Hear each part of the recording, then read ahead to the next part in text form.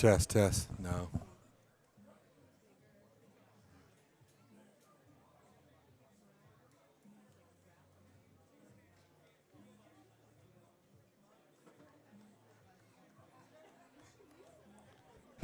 Test, test, test. That should be fine. Yep. Huh? I don't think you have to do anything. Well, let me see here. Yeah, perfect. And we're live? Yep. Hey, folks, we are getting close to a home return. Been a while. St. Ignatius in from Ohio to play Jesuit on a windy night here at Hyer Family Park. Doug Polite's here. I'll be with you once we actually start the broadcast. But you've found the right spot. If you see Hyer Family Park, you see the field, Jesuit running out in left field, just practicing their leads and steals and all that good stuff, then you're in the right spot. I'll be with you soon enough, folks.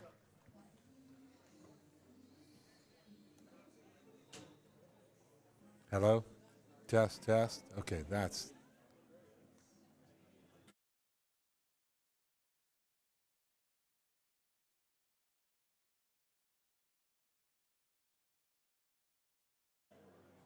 Now that's live. Okay.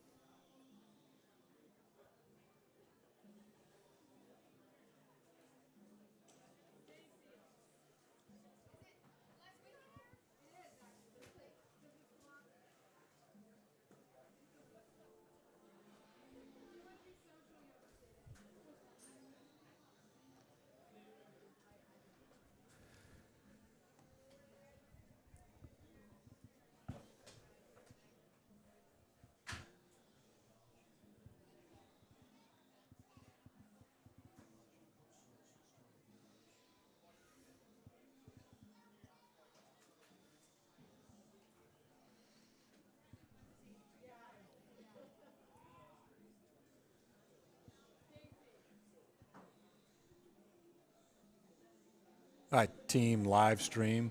Um, we've got the players, or sorry, the coaches meeting at home plate.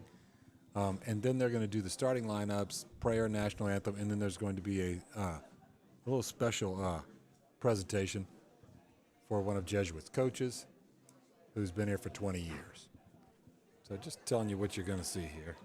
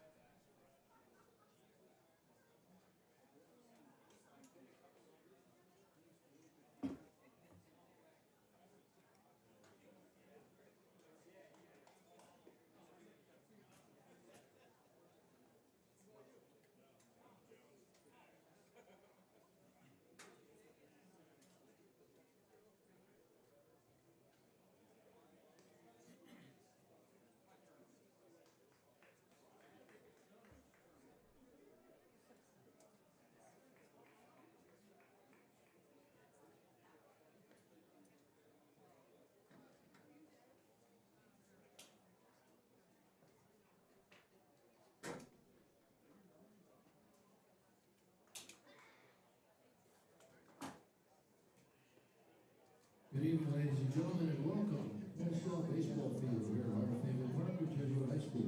For tonight, the Jesuit Tigers take on St. Ignatius from Cleveland, Ohio. Here's the starting lineup coming out of the first baseline for St. Ignatius. Starting in center field will be number 1, with batting first, Jackson Anthony. Second in the batting order is number 17, Ryan Will, right fielder. Batting third is number 25, Greg Collins, first baseman. Batting up is number 7, Dane Donovan, catcher. Batting fifth is number 22, A.J. Peluso, third baseman. Batting sixth is a designated hitter. Number 3, Trey Powell. Batting four, number 7, Dane Donovan. In the seventh spot is number 4, Matthew McKee, up and playing left field. Batting eighth is number 26, Max Hirsch, the second baseman. And batting ninth is number 6, Marcus Canton. He is the starting shortstop. Also coming out on the field on the first baseline is their head coach, Red Benor, and the remainder of the St. Ignatius squad. Now at this time, let's introduce our Jesuit Tigers. Leading off tonight for the Jesuit Tigers will be the left fielder, number 8, Ben Burke. Batting second is number 12, Griffin Wilson, the left fielder. And third is number 2, Cameron Burke, all the same fielder. Batting cleanup is number 5, Wilson Anderson, the shortstop. Batting fifth is number 25, Samuel Holland, the third baseman. Batting sixth is number 6, Greg Marshall, the catcher. Batting seventh is number 3, Wesley Burke, the second baseman.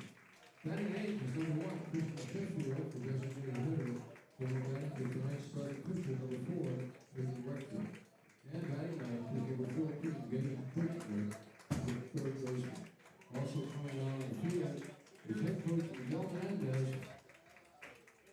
his staff, and the remainder of the Jesuit nation.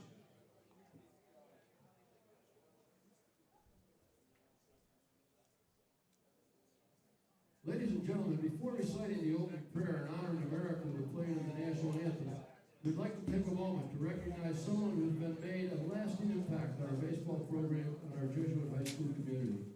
This season marks assistant coach Mike Swenson's 20th year of coaching the Jesuit high school. For 2 decades, Coach Swenson has dedicated his time, energy, and passion to helping shape not only great baseball players, but great young men. His commitment to excellence, his steady leadership, and his unwavering support have been a cornerstone of this program's success.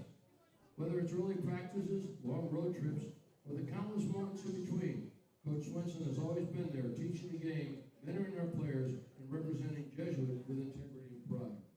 Not only Coach, but his entire family has meant so much to our program. Whenever his wife Jenny's in the stands, her smiling graciousness adds so much to the environment. Their son Michael started out in the baseball program as a bat boy and went on to be a player, graduating from Jesuit in 2017. And their daughters, while very athletic in their own right, when attending the game, are intense fans. On a personal note, I'd like to provide insight into Coach's personality. After mispronouncing his last name as Sensen for 18 seasons, with a smile on his face last year he asked, "When will you start pronouncing my last name Swenson?" Well, Coach Swenson, on behalf of our players, coaches, families, and the entire Jesuit community, thank you for your 20 years of service, your loyalty, and your impact on so many lives. Please join me in showing our appreciation with a loud round of applause for assistant coach Mike Swenson.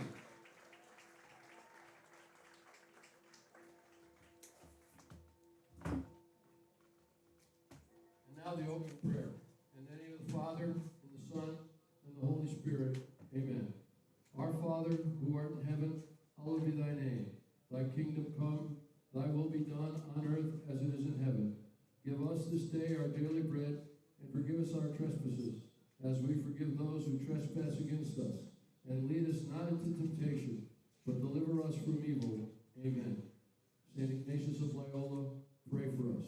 In the name of the Father, and the Son, and the Holy Spirit. Amen.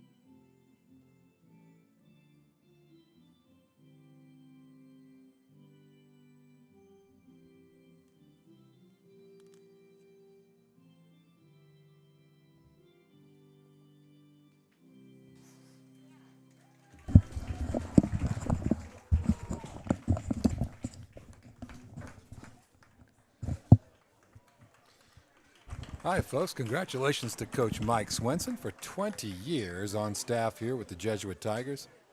Class act of a man there. All right. Hey, how are you? Doug Politz here, bringing you the return of the Jesuit Tigers after 3 weeks away.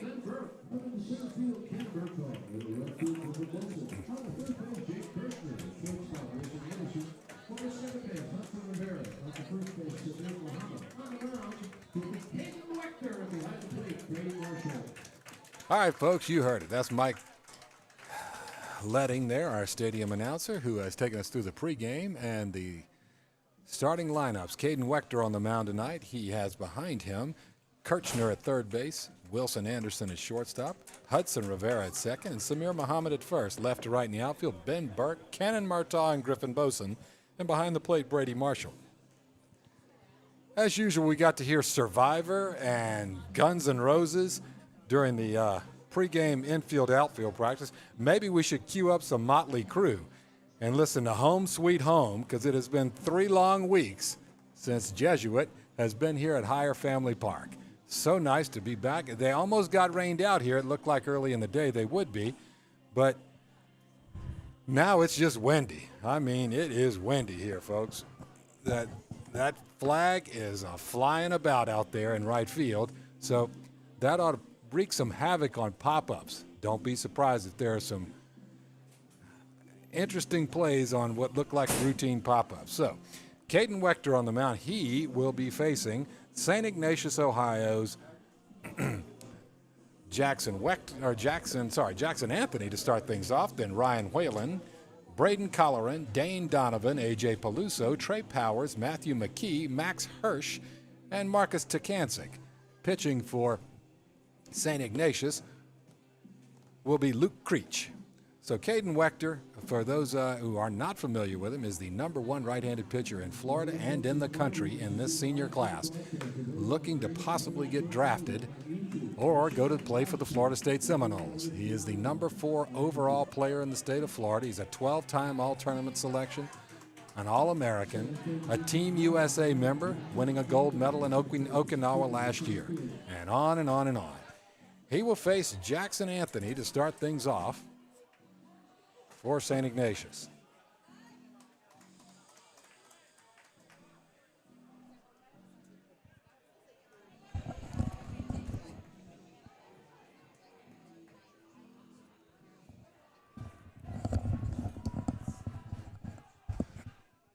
First pitch in there for strike one. Called, and Wechter's off to a good start.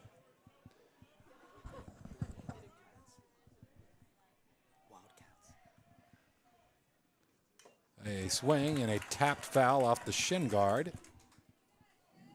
And quickly, Caden Wechter jumps up 0-2 on Jackson Anthony, the leadoff hitter and center fielder for the Wildcats. We do have, I didn't think we'd have it, but we do have the center field camera, at least while it functions, folks. We have the live chat, and that is hit in the air to shallow center field, and that's going to find green grass. And a leadoff single for Jackson Anthony, kind of off the handle. He did a nice job there with 2 strikes to get himself aboard with the game's first hit. And that's going to bring up Ryan Whalen, the right fielder. Ryan, senior, 5'11", 162-pound left-handed hitting senior. Right fielder. And Wechter in the stretch, comes set. Fires it in there, a bouncing ball. Shortstop Anderson to Hudson Rivera. Across to first base, but not in time over there. So they get the lead runner, but do not get the twin killing.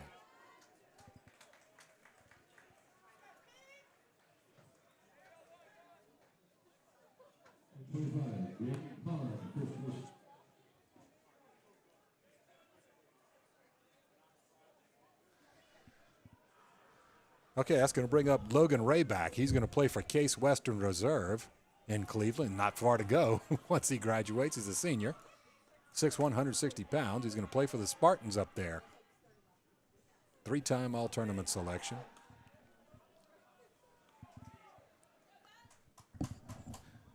So, folks, one of our customs here is for you to get into the chat there. You'll probably see it at the bottom of your screen, side of the screen, I don't know, somewhere. Get your Gen Alpha or Gen Z nephew or grandchild to show you where to put into the chat. And tell us where you're watching from. I expect to see some Ohioans jumping into the chat and saying, hey, I'm watching from XYZ, Ohio. we have the, of course, the Murtaughs from Jacksonville, the Murtaugh clan up there. I love it. Misses outside there. 2-0. Usually have, let's see. Well, I won't give them away. I'll let everybody jump in as they wish. Okay, Ryan Whalen at first base on the fielder's choice. One away, top half of the first inning.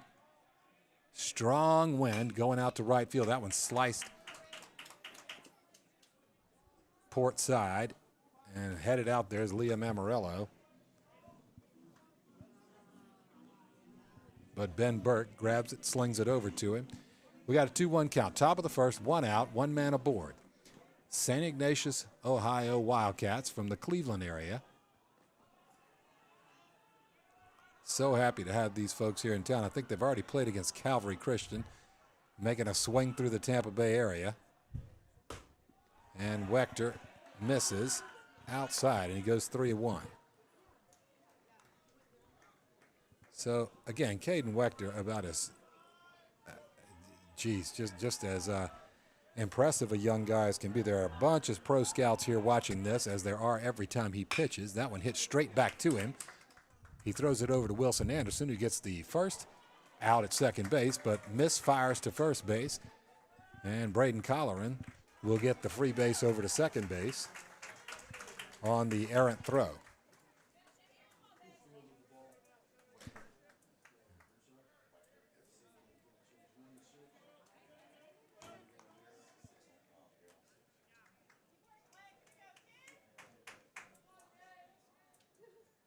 Number 7, Danny Donovan, catcher.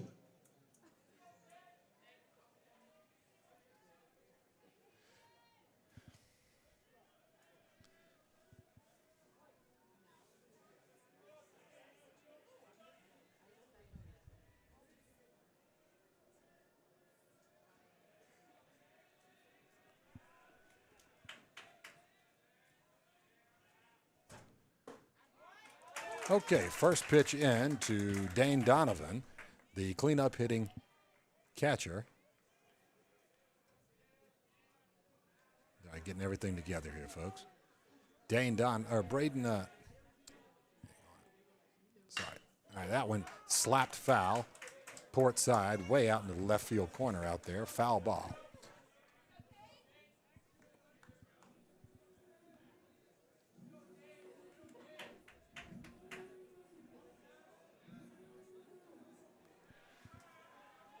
Dane Donovan, the 6 foot, 175-pound junior catcher. He's been an all-tournament selection.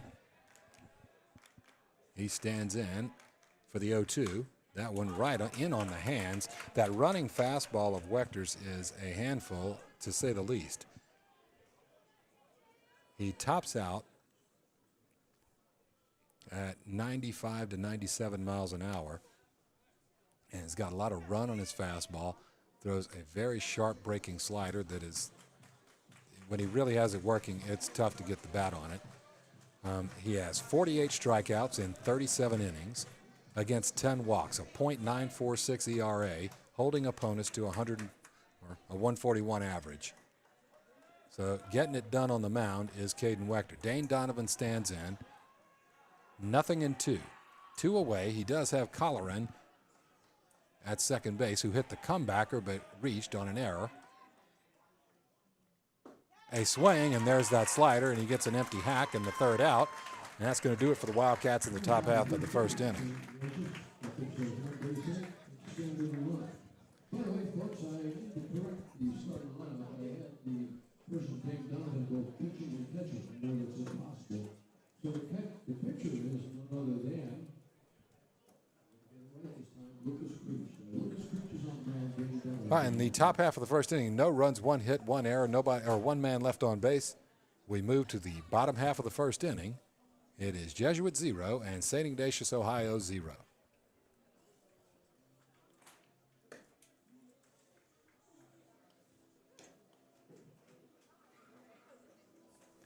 Diane Foltz, there you go. I know, it's the one I didn't want to give away. Mercy's in Tampa. Okay, very good. You get to watch too. Pretty sure they got the internet there. Independence, Ohio. Welcome aboard. All right, I love it. Doug, I'm here from Henderson, Kentucky. Okay. Watching Caden pitch and all right, I love it. Keep it coming, folks. Love providing this service, especially. If we were playing, Tampa Catholic right across town, I love doing it. But honestly, it's pretty neat when folks get a chance to see their grandkids, nieces, nephews, I don't know, ex-girlfriends, kids, whatever, play high school ball, and they don't get to make it all the way here to Tampa. They can watch from the Great Lakes or Sacramento or wherever. All right, let's go through Jesuits' lineup. They will face Luke Creech, but Jesuit will send to the plate Ben Burke, Griffin Boson, Cannon Murtaugh, Wilson Anderson, Samir Muhammad, Brady Marshall, Hudson Rivera, Christian Sheffield, and Jay Kirchner.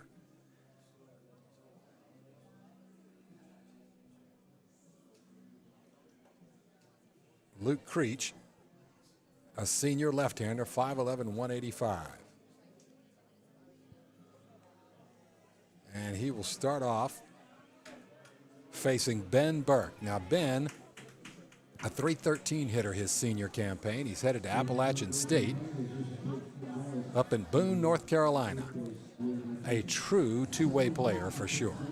Ben spends a lot of time pitching in relief and leads off and plays left field. He's a 28-time all-tournament selection. He's the number 8 left-handed pitcher in Florida in this senior class and gets it done on the mound, but he also has really proven to be quite an asset in the batter's box. And Creech slings it in there and hit hard, but right at Braden Colleran is a one-pitch, one-out short hopper over there. A nice piece of hitting, but a great piece of fielding by Braden Colleran, and it's one up, one down.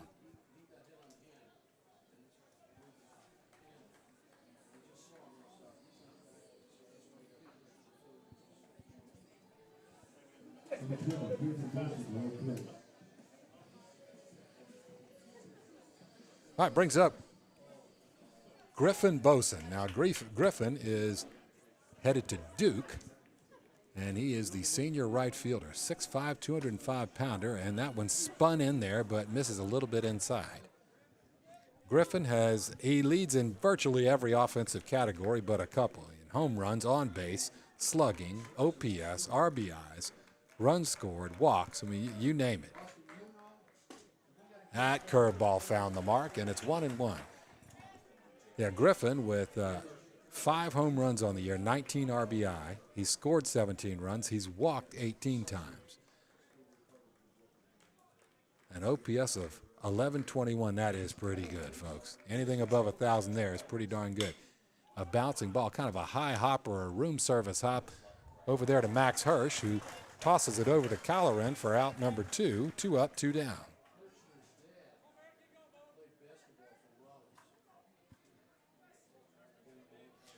And now Cannon Murtaugh comes up. Cannon, the senior center fielder, he's headed up to Charlottesville to play for the Virginia Cavaliers.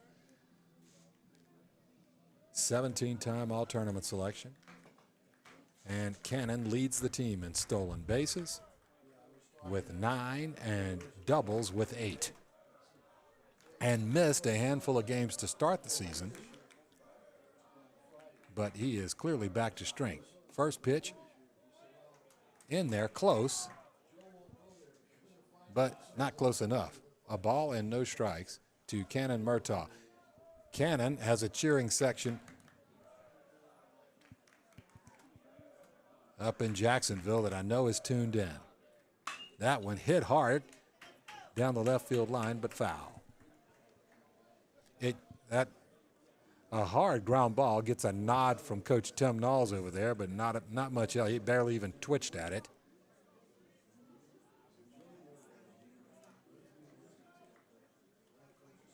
He says, straighten that out. And it's 1-1. That one off the mark outside, 2-1. It is breezy.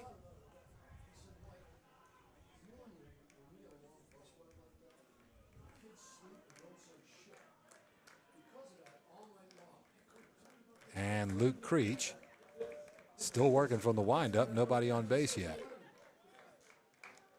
That one hit hard and high to left field, but it gets hung up in the wind. It's just like it stopped. Matthew McKee grabs it out there for the third out, but he took a step back. It looked like that was going to carry, and it's like it hit a wall just past the infield cutout and just stopped, basically, making it a little easier on Matthew McKee to get that third out and retire the side.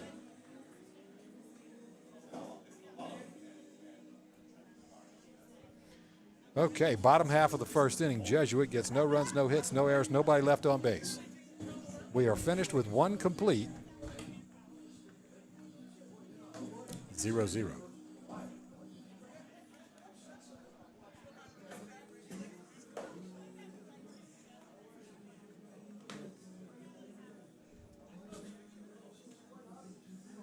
Duluth, Minnesota.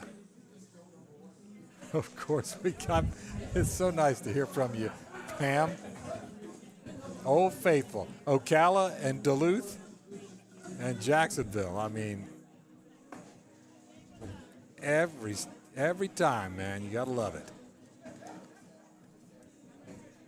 Also, you guys that are in the chat from up Ohio, Kentucky area up there, drop in there who you're watching.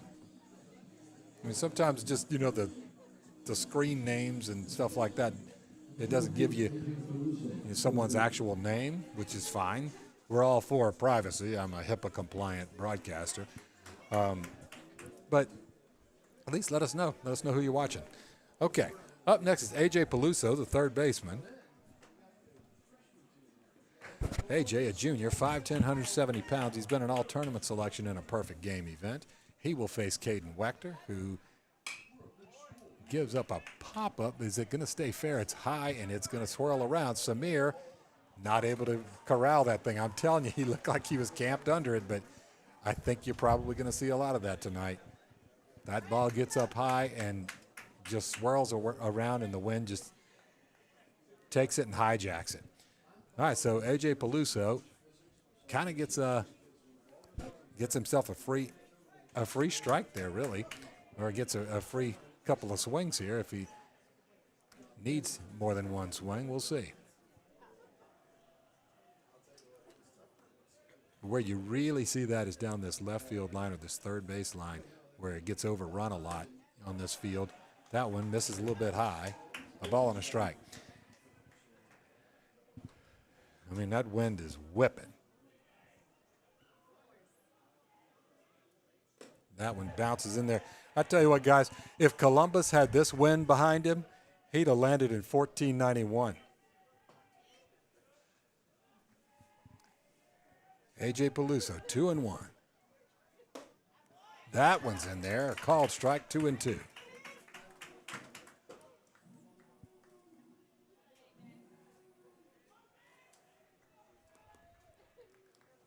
A swing and a caught foul tip, strike 3. Nicely done by both guys. Wechter with a good pitch, and then Marshall to hang on to it for out number 1. That'll bring Trey Powers up. Left-handed hitting junior DH here, Trey Powers. Fastball's in there, and that's called strike 1. And Caden Wechter has thrown 19 pitches, 14 strikes. Works very efficiently, and really for the most part mixes that fastball, mid to upper 90s, with a slider, and there's the slider. Nice job getting a piece of that, and that one he tapped kind of down into the leg of Brady Marshall, who I think is okay. Yeah, he looks like he's okay.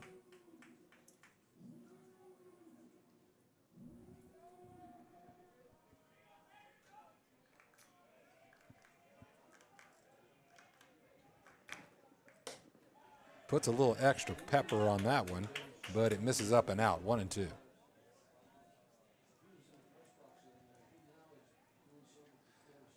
Haha, very good. AJ's your nephew from Cleveland. I love it.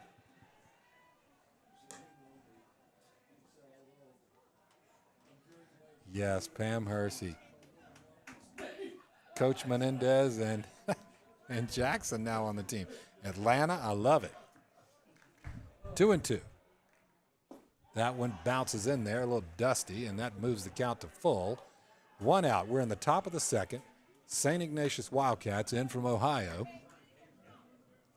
So glad they could make the trip down here. I hope we can give him some sunshine.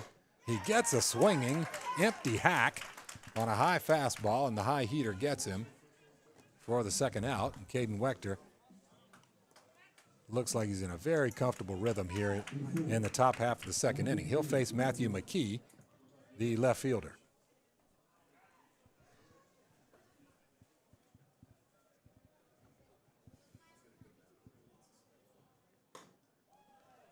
Too tall, ball 1.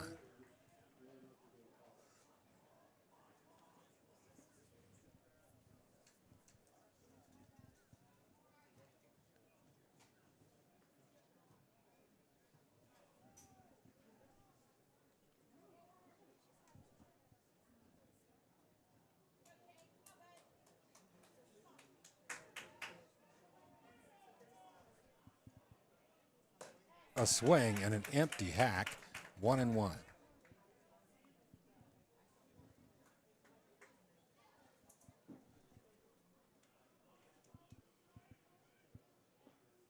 And another empty hack, that one on a slider, and Wechter is landing with both right now, and McKee is in a fix here as he's got a ball and 2 strikes, and Wechter can kind of go either way. He goes up and in, into the facade back here. That's going to be a scuffed up ball. Greg Maddox will get mad if you throw that out. No, he hangs on to it. Okay.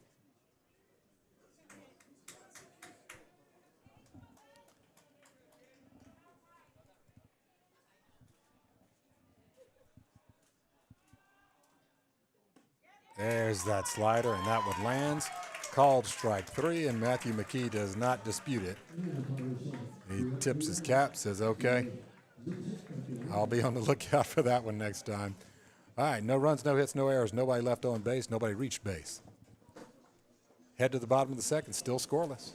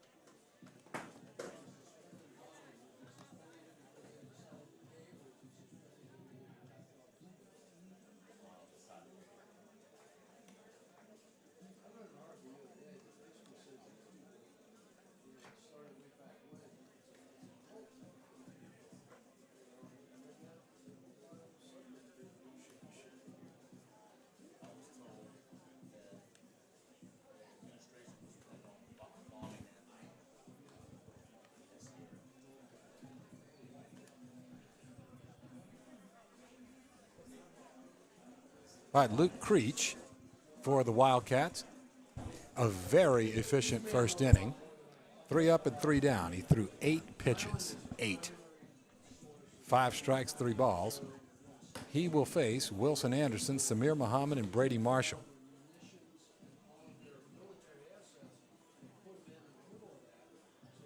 All right, Wilson Anderson, a former Team USA player on the 15U national team, a 6'4", 205-pound junior. He is headed to Mississippi State as a pitcher, but has certainly proven his worth swinging that bat as well. 24 hits on the season, a .358 hitter. OPS is over 1,000. Scored 10 runs, leads the team in triples with 2. Has 2 home runs, 16 RBIs. He's getting it done. Swinging the bat this year. So Creech Into the windup, he slings it, and he misses down and out. Ball 1. Yeah, Wilson, the number 3 right-handed pitcher in the state of Florida.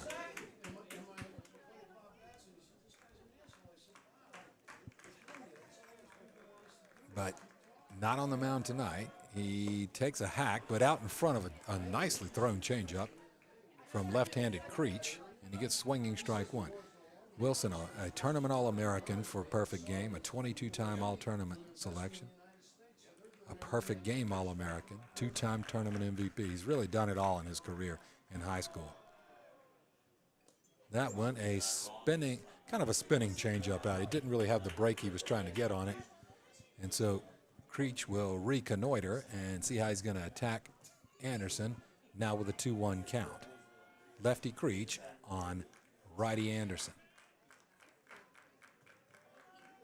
He tilts and tosses, and that one dives a little inside. Not by too much, but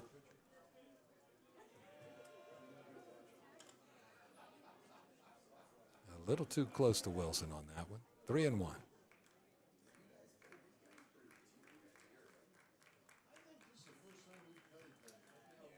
And that one hit hard, a line drive to left field.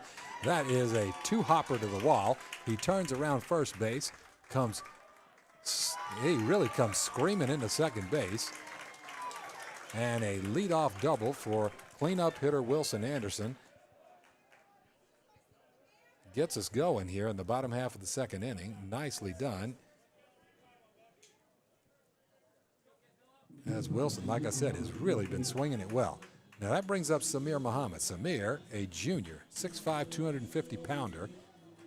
Samir Muhammad is the #1 pitcher in the country, right-handed, in next year's senior class. But he's committed to LSU, a 40-time All-Tournament selection, a 5-time tournament most valuable pitcher, 2-time tournament All-American, 2-time tournament MVP, a .324 hitter. Another guy just as decorated as they come. Big guy, and Wilson Anderson takes third base. Just a straight steal of third base on the ball, down and in.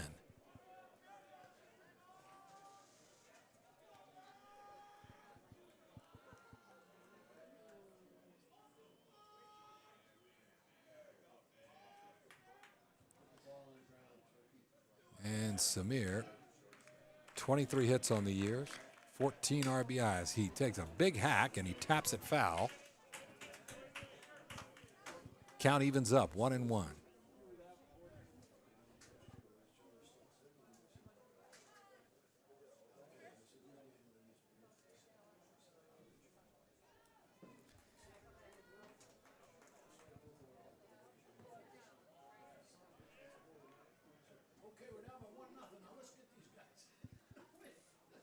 Samir Muhammad walked 5 times this year, scored 12 runs, 858 OPS. He was a member of that 15 Team USA team. And Creech delivers. That's a sort of a floating curveball down and in the dirt, nicely gobbled up there by Donovan, keeping Wilson Anderson at third base. But right now you got a Jesuit Tiger at third and nobody out. So offensively, you got to get this run across. We'll see what Samir Muhammad does here. 2-1. That one hit in the air to right field. That ought to do it. Wynn taking it into foul territory and out of the park in foul territory. That looked like just a regular old pop-up. And it just kept on carrying and carrying and ended up landing out of play, but on the wrong side of that yellow foul pole. 2-2. You got the right ta-ta, but the wrong ho-ho.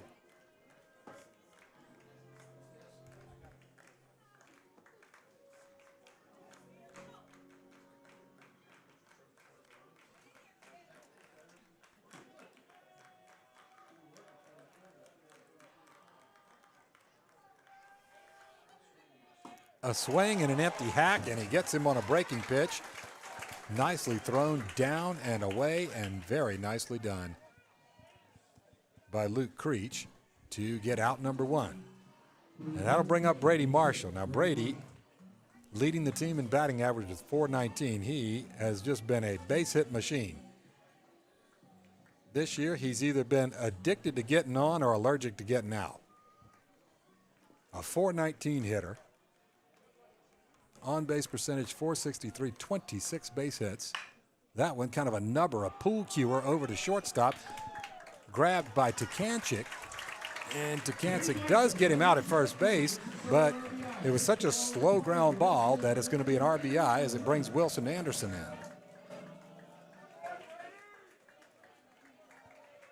So Brady with the RBI ground out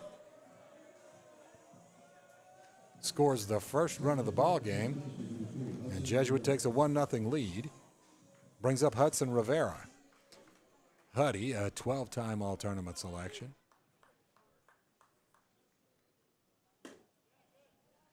Takes outside.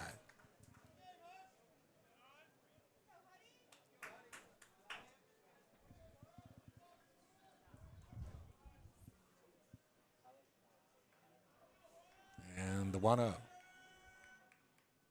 Too tall. Ball two, 2-0. All right, Creech now 21 pitches, 11 strikes, 10 balls.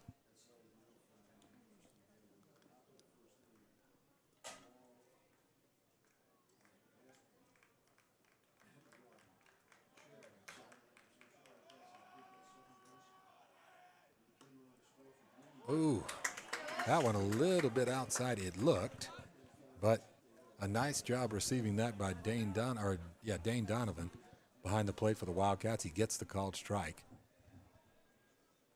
Only one guy gets a vote. He's wearing black.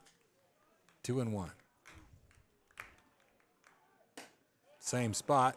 Ooh, okay, maybe not the same spot. That one off the outside edge, 3-1.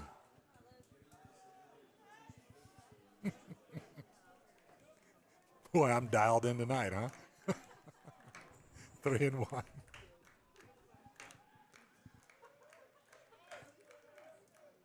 That one hit in the air to shallow right center field. That's going to land. That's going to be a base hit for Hudson Rivera.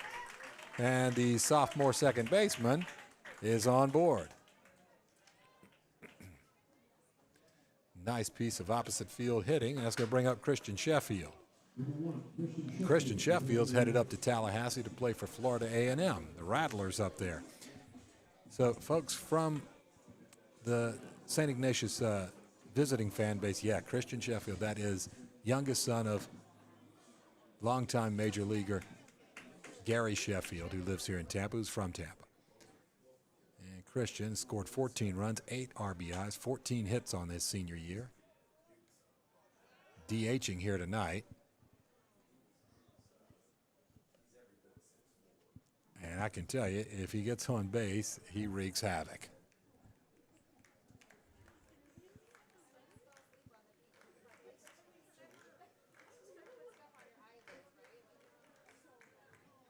That one bounces between the legs of Donovan, but comes right back to him.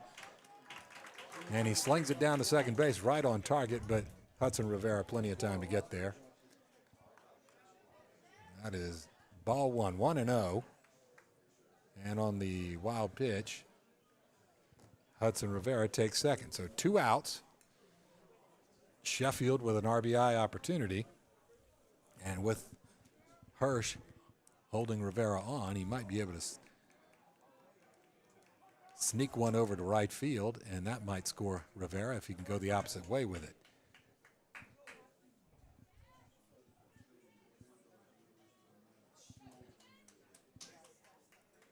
Low drifting clouds here. Not threatening at all, just some low wispy things. Swing and a breezy hack on a breaking pitch for Christian Sheffield. Count evens up, 1-1. I got Anthony working all the tech for me tonight, folks. Anthony that's why it's so incredibly seamless what you're experiencing as we switch from center field that I know is a little bit off. Sorry. That's all we got right now, folks. Some technical difficulties, and then the wind, I think, dislodged things a little bit as far as the apparatus out there. That one tapped foul. But let me see what it looks like there, Anthony. Yeah, it's kind of off in the corner, but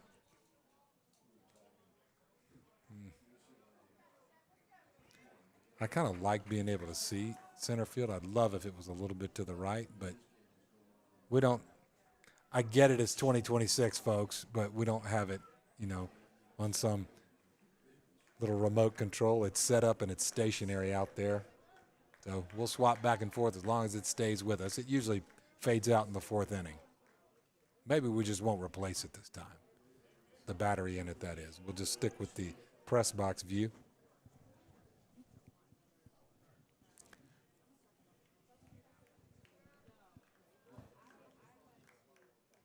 That one down in the dirt. Donovan, it trickles right past Donovan, right behind him. And so Rivera scoots over to third base and is now 90 feet away from run number 2 for Jesuit. It's now Deuces Wild. 2 balls, 2 strikes, 2 outs. Second baseman on third base. And Sheffield awaits the 2-2.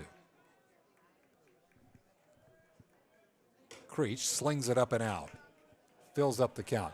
He's at 29 pitches, 15 strikes, 14 balls.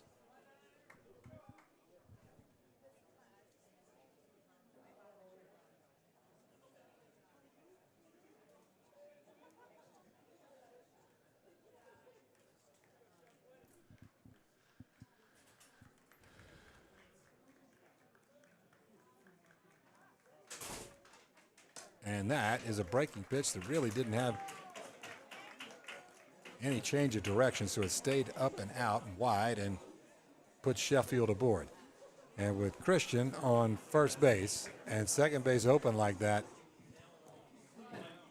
it is a virtual guarantee that he's going to be making a break for second base here.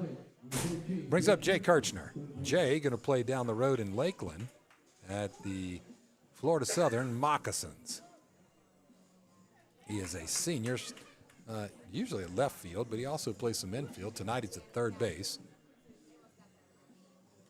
Jay with 13 hits on the year, 8 stolen bases, has scored 6 runs, driven in 8 others. All right, Tigers at the corners, bottom half of the second inning on a breezy Tuesday night.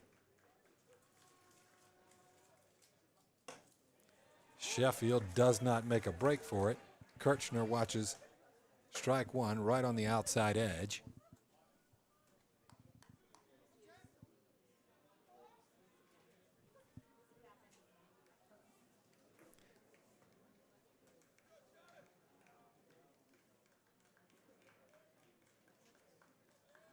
And he makes a throw over to keep Sheffield honest.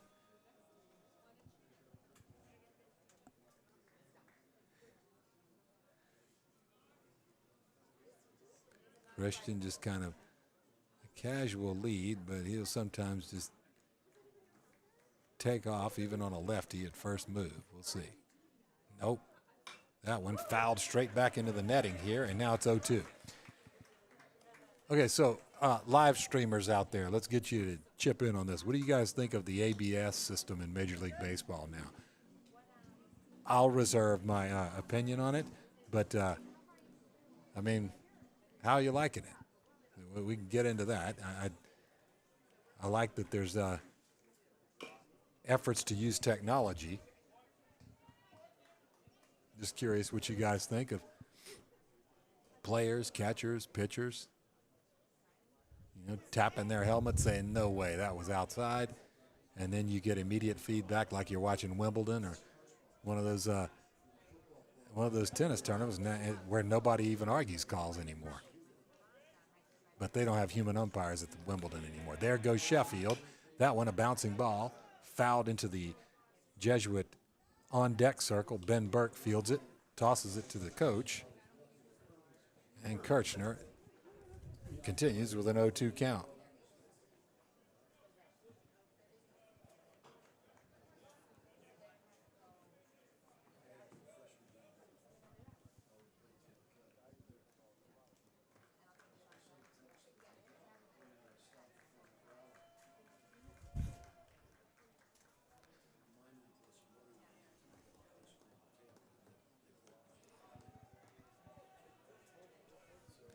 bottom of the second, visiting St. Ignatius from Cleveland area.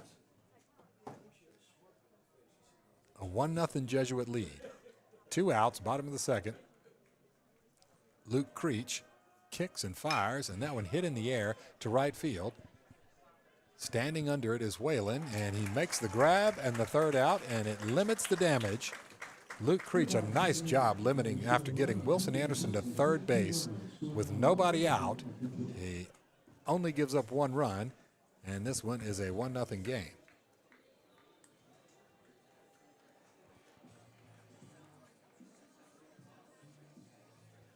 Okay, officially there in the bottom half of the second, 1 Jesuit run, 2 hits, no errors, 2 men left on base. We move to the top half of the third inning. It is Jesuit 1 and St. Ignatius 0.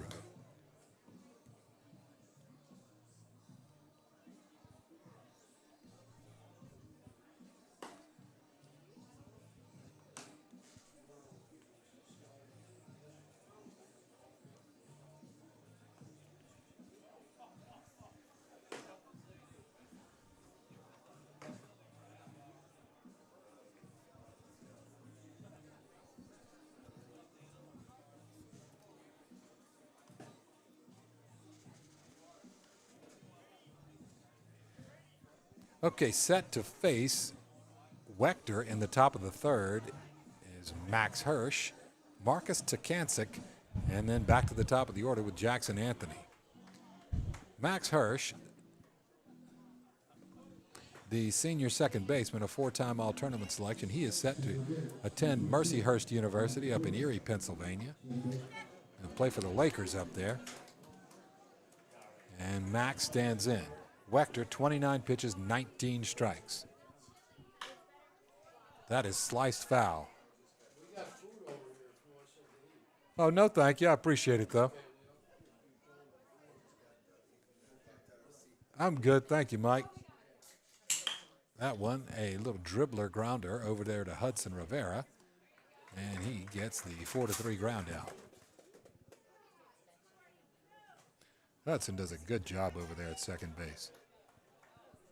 All right, that's 1 away, and Max Hirsch in the books brings up Marcus Takancic. Now, Marcus is going to come here to Tampa and play for the UT Spartans, who have an incredible habit of winning the D2 National Championship just about every year.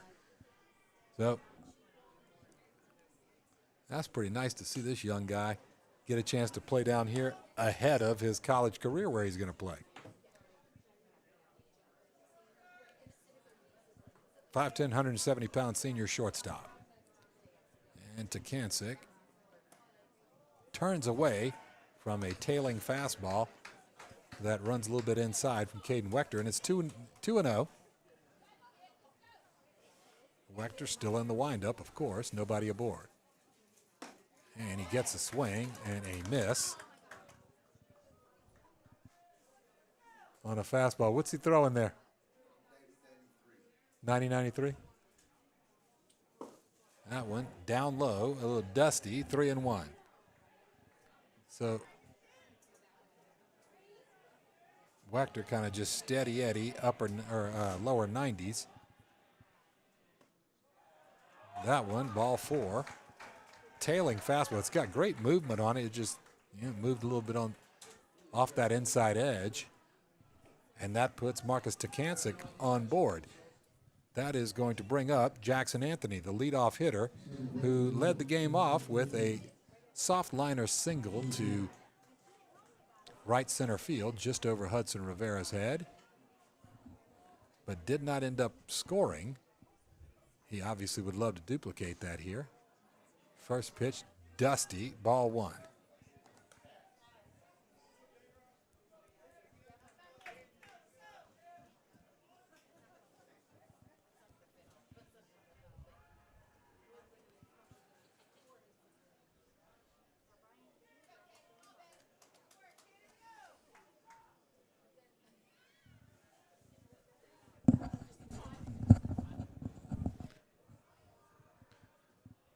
He kicks and delivers, and that one a bouncing ball up the middle. Wilson Anderson gloves it, steps on second, slings it over to first base in time for the twin killing. What a great play by Wilson Anderson. I mean, as clean and smooth as you can do it there. Wow. Let me get that keyed in, folks. That was really, really well done by Wilson Anderson.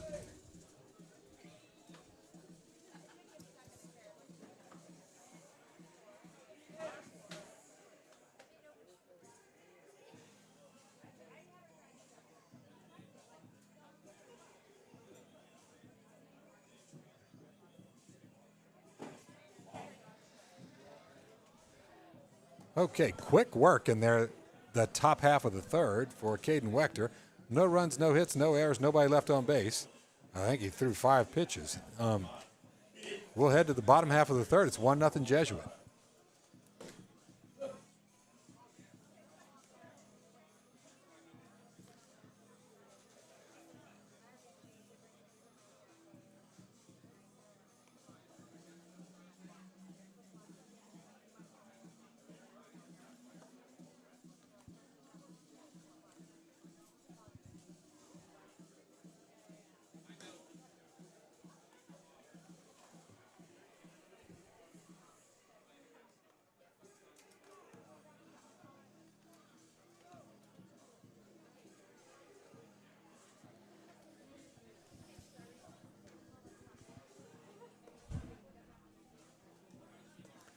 Okay, Luke Creech, 35 pitches so far for the Wildcats. He will head back to the top half of the order.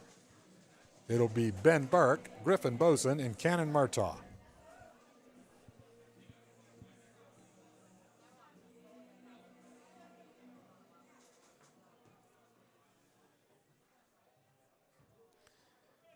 I get it, folks. We're working with about a quarter of the screen here on the center field view, but that's what I got. I'd rather keep it than not. Foul ball.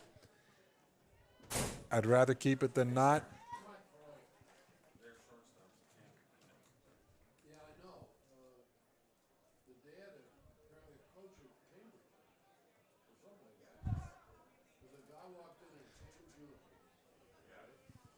So I thought he was. All right, 0-1.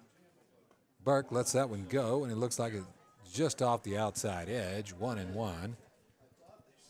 Burke, the future Mountaineer, going to play up in Boone, North Carolina for the Appalachian State Mountaineers. Luke Combs' alma mater. Hey, Mike. How you doing? Mike Gallagher here, a photographer extraordinaire. Captures moments here in Tampa Bay for these young people like nobody else. He's unbelievable. Thank you very much, sir. The little box is over there. You can just drop it in there. I mean, a stiff breeze headed out. Old Glory is flapping away out there. 2-1. Ben Burke. It's a check swing strike. He's a left-handed hitter, and he was asking the first base umpire, and I mean that's the only other guy he can ask for help out there. And that guy's kind of behind Ben's back in his line of sight. But anyway, 2-2. That one outside drifts. A nice break on it, but he just kept drifting and ended up too far out. 3-2. Burke, who walks a lot. He's walked 17 times this year. He walks a lot when he's batting. He walks almost no one when he's pitching. All right, here comes the full count offering. Too tall, and he walks. Well, I do like it when I call that, you know. I'm giving you guys pearls here, you know. A lot of giving you advanced intel here on what's going to happen. I wish I'd have bought a lot of Apple stock. All right, Griffin Boson up. Future Duke Blue Devil, who has just been instant offense. He's down and away, ball one. Griffin, this year he's in scoring position now in the batter's box. 5 home runs. And the way he hits and the way this wind's blowing, he just needs to pop one up to right field. Okay, the 1-0. And that one hit in the air to left field. McKee, again, there we go. That looked like a routine fly ball out. And it's like it just hit the brakes, and McKee had to dart toward it here because it looked like it was coming right to him, and all of a sudden it looked like he was 4 or 5 steps shallow, and he couldn't get up to it in time. That's a base hit.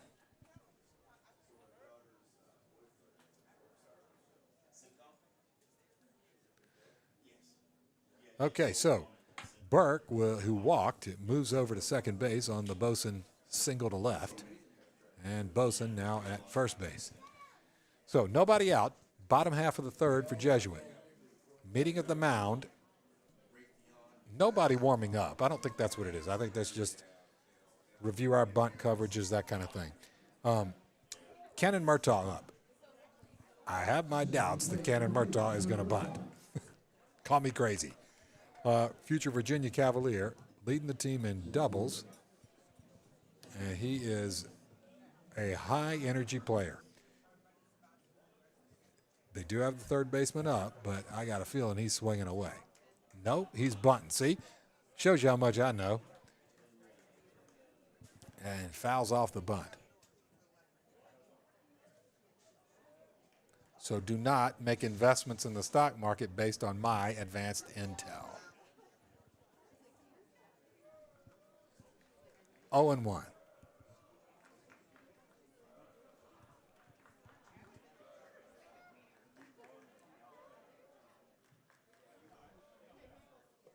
That one, that sort of floating breaking pitch, lands low. 1-1.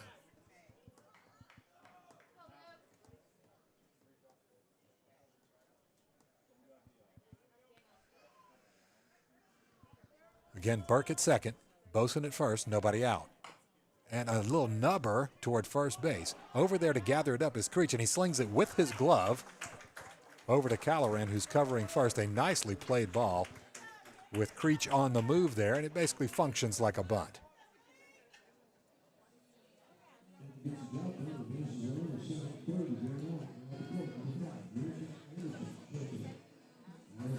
All right, so everybody moves up 90 feet, and now there are 2 Tigers in scoring position for Wilson Anderson. Wilson doubled his first time to left field.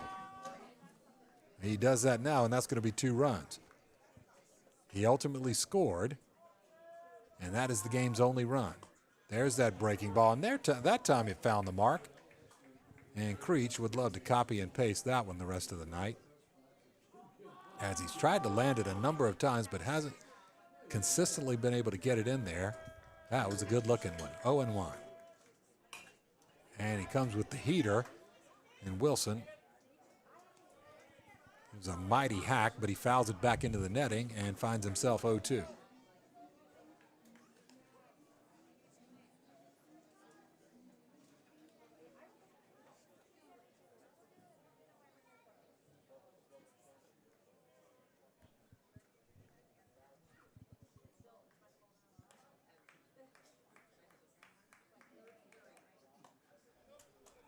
Misses outside, ball 1.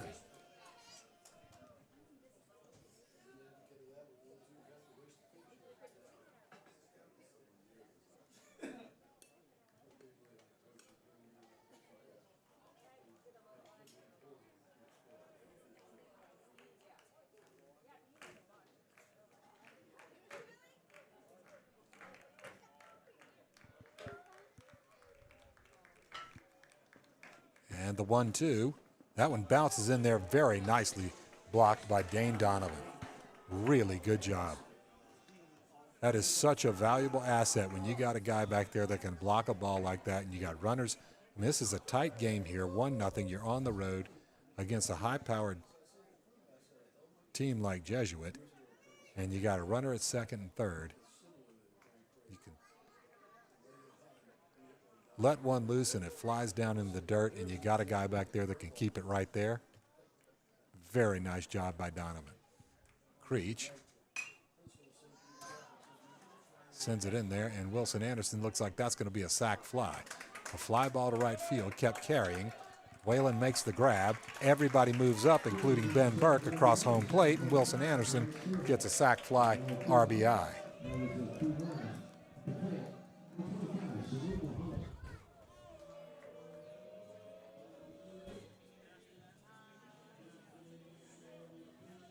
All right, it's 2-0, and that's going to bring up future LSU Tiger, Samir Muhammad. He went down on strikes his first time up.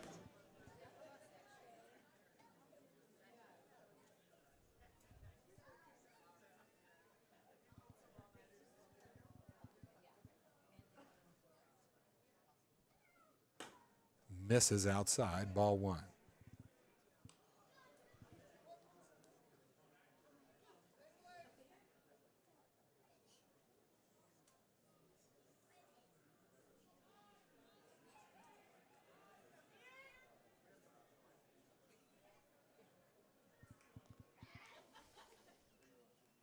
Samir takes a mighty hack, but fouls it off. Sort of sliced over into the bank parking lot over there beyond first base. And it's a ball and a strike.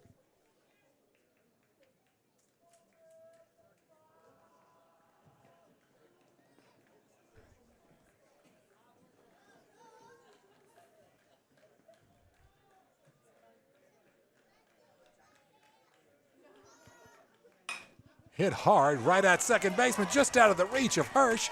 That's going to bring Boson in on the opposite field single. It looked like Hirsch diving at it was going to get it, but it was just, an eyelash away from his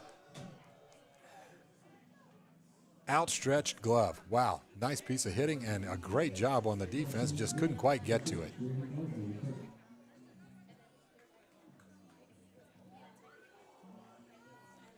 Okay, that stacks another one in there. 3-0. Brady Marshall up. As Jesuit opening it up on offense, he attempts a drag bunt and it fouls it away. Grounded out to shortstop his first time up.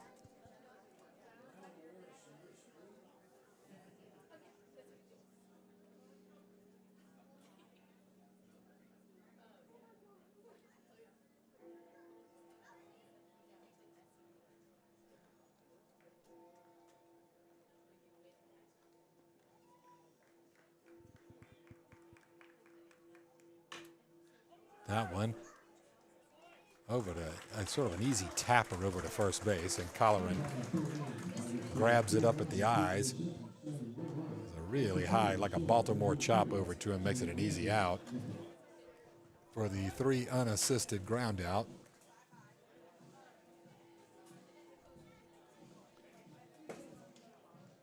And that's out number 3. So bottom of the third, 2 Jesuit runs, 2 hits, no errors, 1 man left on base. We head to the top of the 4th. It is Jesuit 3, St. Ignatius 0.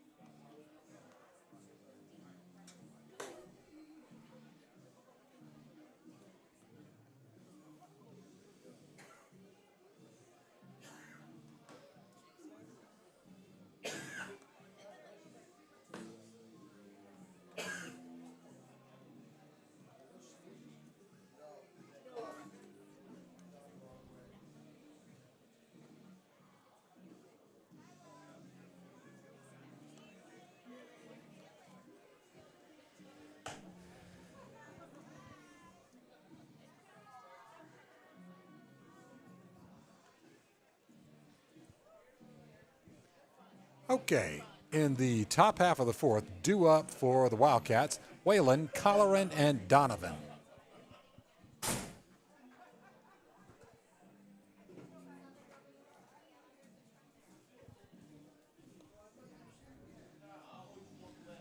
All right, Ryan Whalen, the Wildcat right fielder,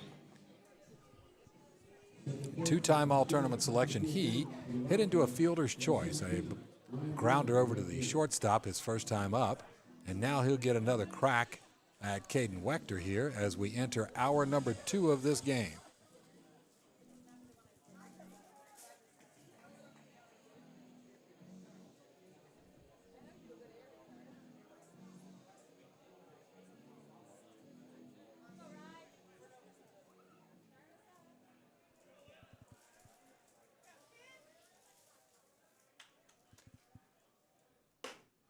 Misses off the mark, wide, 1-0.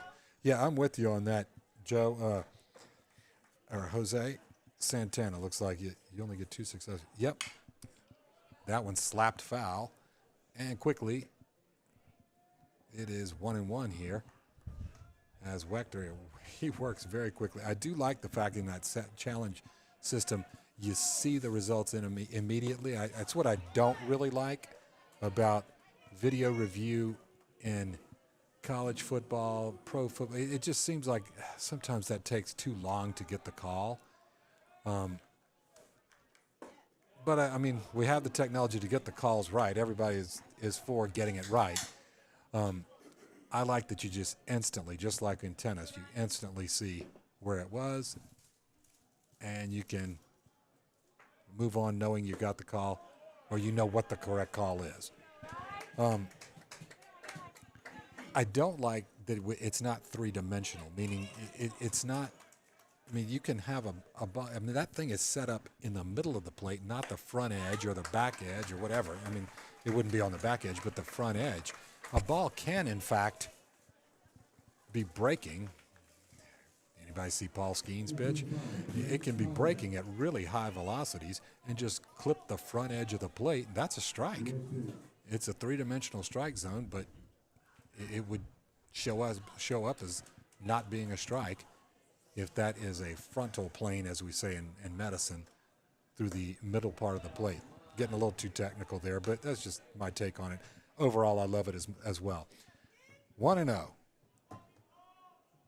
So Whalen draws a leadoff walk, and that brings up Braden Colleran, who also hit a fielder's choice, but that one right back at Wechter first time, and Wechter off the mark. So 2-0. Caden very characteristically kind of stays, as they say, stays within himself. He's very collected up there. He has a nice rhythm to his delivery and his routine in between pitches, even if he's not hitting on them. Like he's missed 3 in a row here. Not missing by much, but it doesn't rattle him. He has a great temperament up there. 3-0. Braden Colleran awaits. He is going to play again for Case Western Reserve. That one's in there. Called, strike 1. 3-1.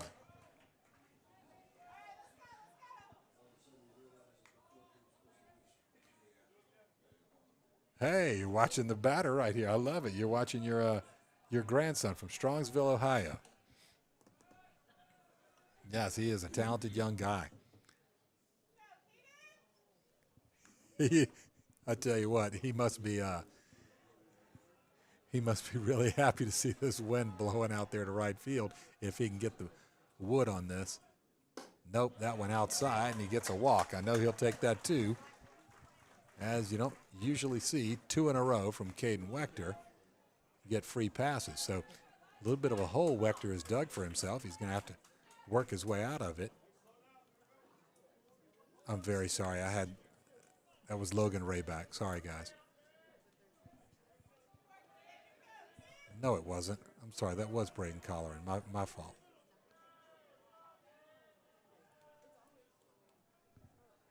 Dane Donovan.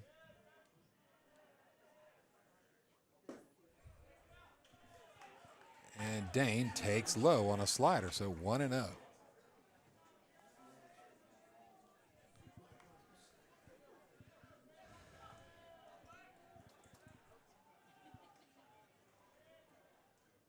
And he hits him. So this is a tough inning for sure for Caden Wechter, as it has been walk, hit by pitch. Very uncharacteristic. But I have to be honest with you. I think that this is probably more the type of outing that a lot of these pro scouts, there are dozens of them here, would probably rather see. They wouldn't be here watching him if they hadn't seen him mow through lineups and get 12, 13 strikeouts in a game. They know he can do that. I think they'd love to be able to see how does he handle something like this. And he'll go from the windup. And he's on the mark there to A.J. Peluso. Now, A.J. swung through strike three, and it was a caught foul tip his first time up. And we'll see if Wechter can pitch his way out of this. Rears back and hums one in there, and he's quickly up 0-2 on A.J. Peluso. 5'10" junior. And maybe Wechter is just going to go straight. Yep, he does go straight heat and gets 3 straight strikes to make quick work of A.J. Peluso, and that's going to bring up Trey Powers. Now, Trey went down on strikes, swinging last time as well, and this one will be righty on lefty. Trey, 5'10" junior. He's the designated hitter tonight. A lot of steam on it, but outside. Ball 1.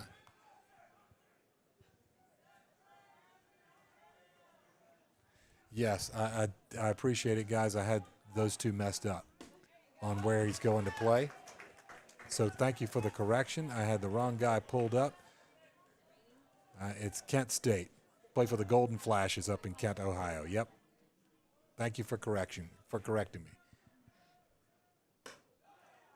And that one, a throw down to third base. It kind of hits the back of the helmet of a diving Ryan Whalen trying to get back to third base. So it was ball 2, and Marshall slings it down to third base to try to pick off Ryan Whalen. So just to get that straight, guys. So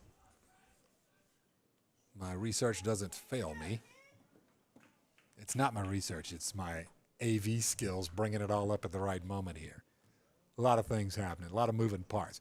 Kent State Golden Flashes. That's where Braden Colleran's going to be going to play college ball. And it looks like Ryan Whalen is okay over there at third base.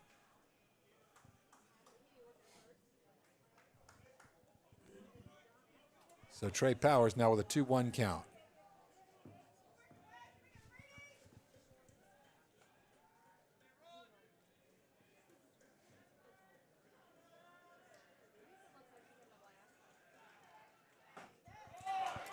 And there is strike number 2, 2-2.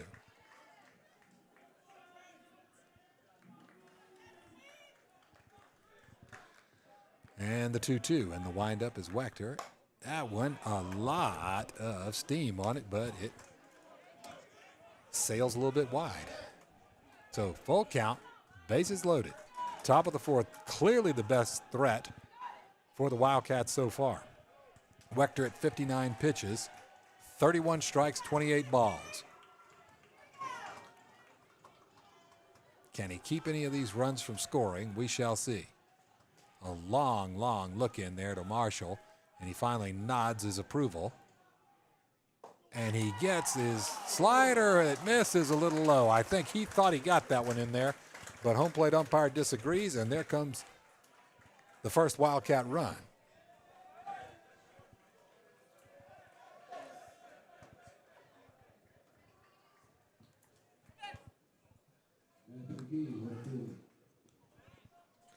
And we will have a conference at the mound.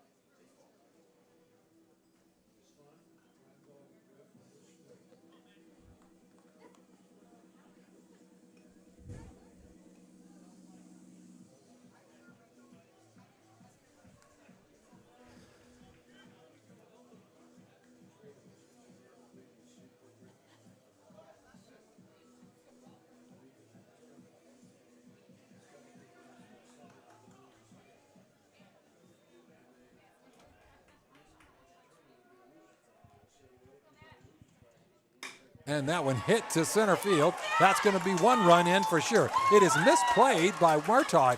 Skips off his glove, but he throws it over to third base in time, but a short hop to Kirshner, not able to field it cleanly and get the tag down, and Powers is safe over there, and McKee is safe at second, so McKee gets an RBI,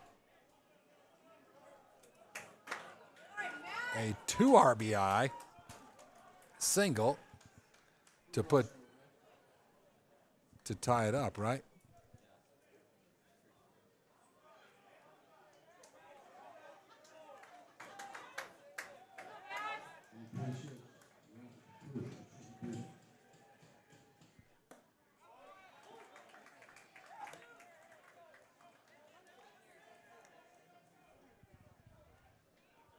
All right, Max Hirsch, the second baseman, comes up. He grounded out his first time up, and it is a called strike and then a swung through strike. So we have got a ball game now, 3-3. Big inning for St. Ignatius. That one sliced foul, right side. And there is some activity over in the Wildcat bullpen as well as the Tiger bullpen. As Creech for the Wildcats has thrown 56 pitches. Wechter 64 for Jesuit. He has given up 3 this inning. And that one right over the outside edge, called strike 3. A crucial strikeout for Caden Wechter there of Max Hirsch. And that's going to bring up Marcus Takancic, the shortstop. He walked his first time up. Huge at bat here. 2 Wildcats in scoring position. You got Powers at third and McKee at second. Takancic at the plate. And Wechter with a high-octane fastball, but it's too high. Ball 1.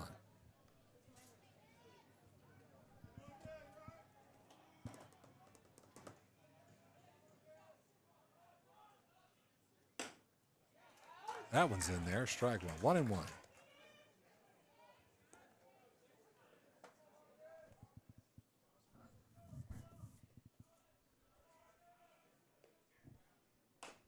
That one right in on the hands, and a nice job for Takancic just to foul it off toward his own on-deck circle.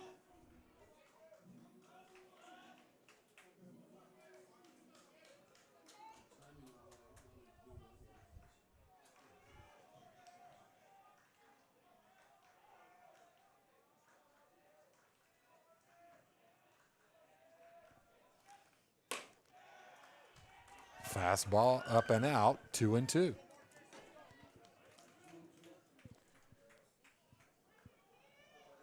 All right, Deuce is wild. 2 balls, 2 strikes, 2 outs, 2 men on.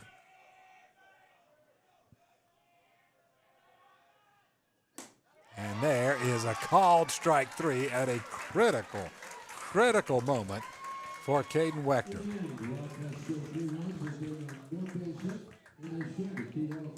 All right, so 3 runs on 1 hit. And 2 men left on base. It is after 3.5 now, 3-3. And Jesuit set to come out now in a tie ball game in the bottom half of the 4th.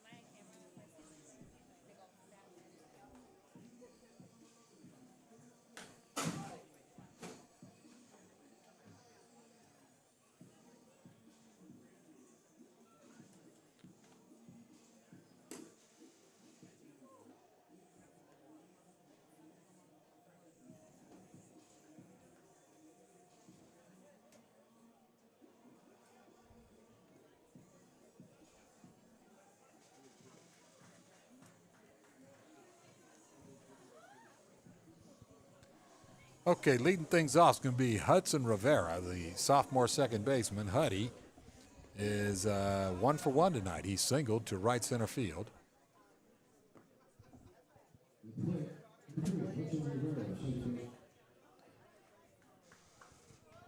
All right, new ball game, 3-3 tie, bottom of the fourth inning.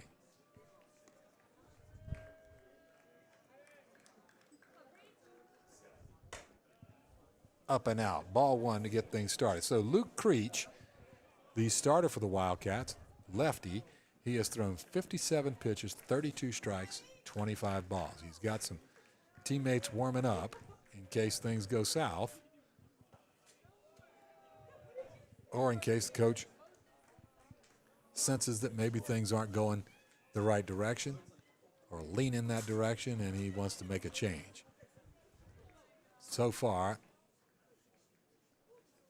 I think Creech has done quite a good job here in a road start against a tough Jesuit lineup. 2-0. Mixing it up well. I know he would like to land his curveball more. It's a good off-speed pitch. He's just not landing it in the strike zone, and I think that's limiting what he can do to be effective against these hitters. He's trying. I love the fact that he never gives up on it. It's 3-1. I mean, he keeps after it. You know he's got confidence in that pitch because he's not giving up on it at all. So it's 3-1 here to Rivera. That one down and out, and that's going to be a free pass for Hudson Rivera. And that's going to bring up Christian Sheffield. Christian walked his first time up, and we're going to get a mound visit.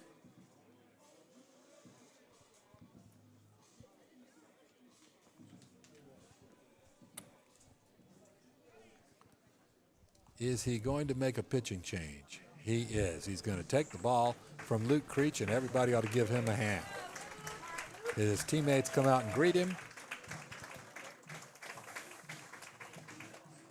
As I'd say, Luke, you got nothing at all to hang your head about with that outing.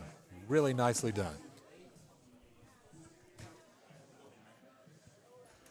Okay, he will give way to teammate Ben Olak. Let's see, Ben. Let's see, what do I have on Ben? Ben, a senior right-hander, 6 feet, 180 pounds. And Ben will face off against Christian Sheffield, Jay Kirchner, and then back to the top of the lineup with Ben Burke.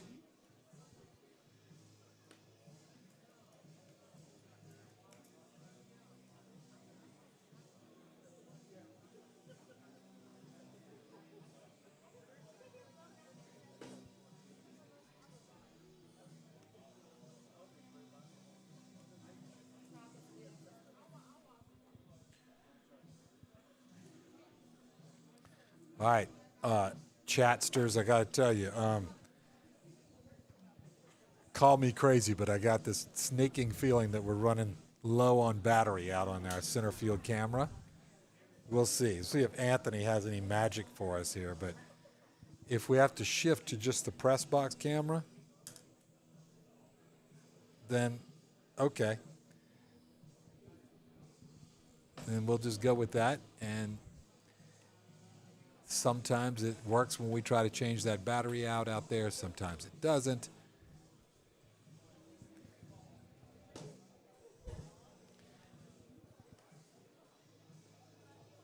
But, you know, we're doing our best here, folks.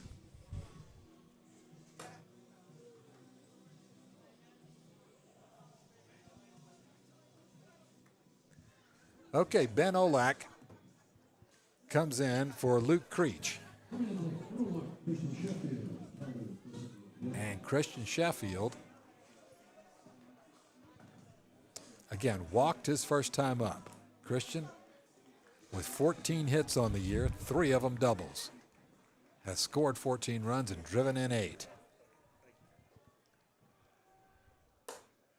Fastball from Olak is upstairs, ball 1.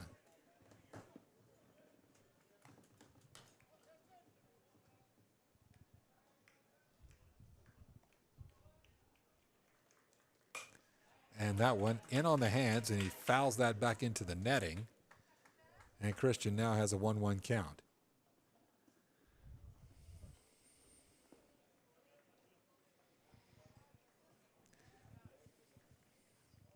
But if we do have to shift to just the press box view, that will be a considerably better view than the one you have if we don't do the live stream. So, hey, there's an upgrade. That's the best we got. 1-1. You have to use your imagination. We have to go to a straight radio broadcast. Boy, you'd really love me then. That's a ball, and there is a throw that is on time and on target. It was sort of a delayed steal from Rivera. And once it was clear he was going, Donovan fired a rocket down there right on target. Great play.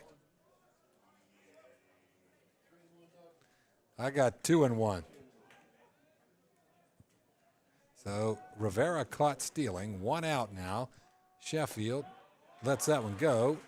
And I believe we're now at a 2-2 count. Come on. Come on up. Show us your count. Nope, he doesn't give it to us. All right, we're going with 2-2.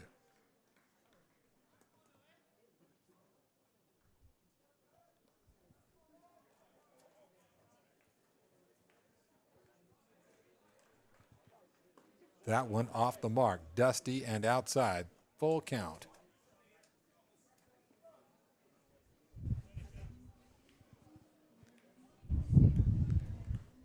It's breezy. You can see how it's moving the camera around out there.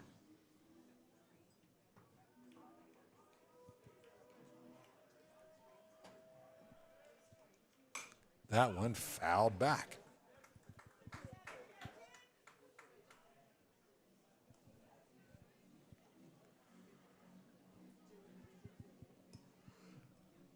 Three straight home games here. We've gone 3 weeks without a game here at Hyer Family Park, and now we have 3 straight nights.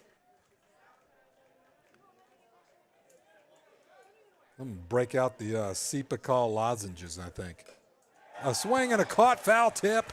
Strike 3.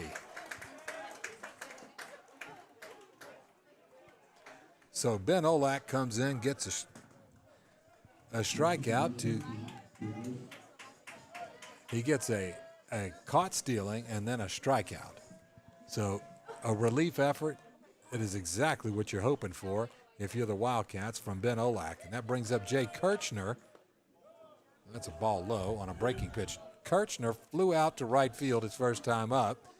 And the senior future Florida Southern Moccasin playing third base tonight, sometimes a left fielder. That one upstairs, he fouls it straight back. A ball and a strike.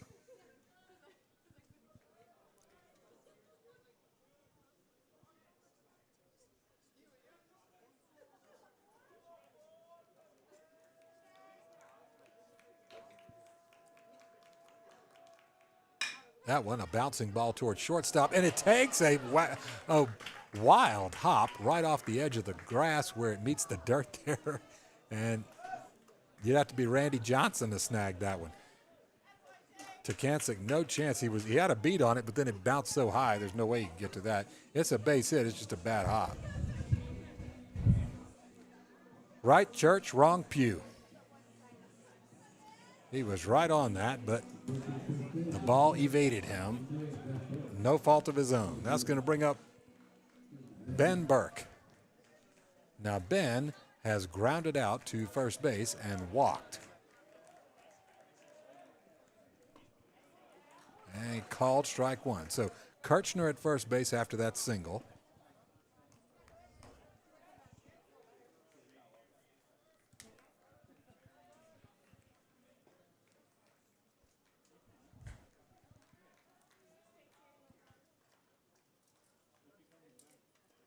And that one gets by Donovan, a breaking pitch down in the dirt. Ball 1. And Jay Kirchner heads over to second base, courtesy of a wild pitch, and the count is 1-1. So Ben Burke, a chance for a 2-out RBI to put his team back ahead again. We will see if he can cash in on that. Burke has driven in 12 runs so far this year, 21 hits, a 313 average. Off the mark outside, 2-1. Still hanging in there, Anthony. I mean, Anthony is bird dogging that battery, guys. He is on it. There are only so many electrons in that thing, man. Called, strike two, 2-2. Man, if anybody can just hit a routine fly ball to right field, it's going to need its passport stamped. 2-2.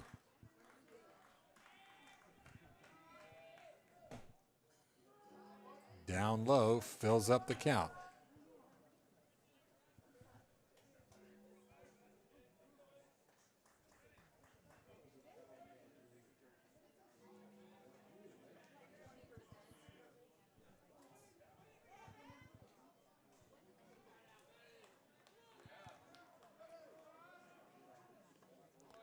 Down in the dirt, another walk for Ben Burke. We got a suggestion. I like that. I've thought of doing that.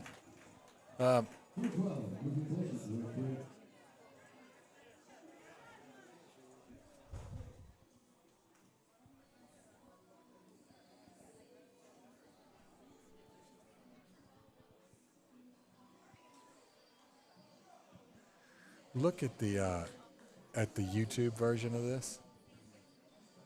Yeah, that's in the way on there if somebody's pointing that out. Let's go to the press box view here. Thanks, John Menendez. Appreciate it. A ground ball, hard ground ball right at Tekancic. He scoops it up and slings it across and ends the inning. Nicely played. Tampa Spartans, you guys got a good one coming your way. Yeah, we're working with this, guys. Appreciate the suggestions. We're just going to go with the press box camera now.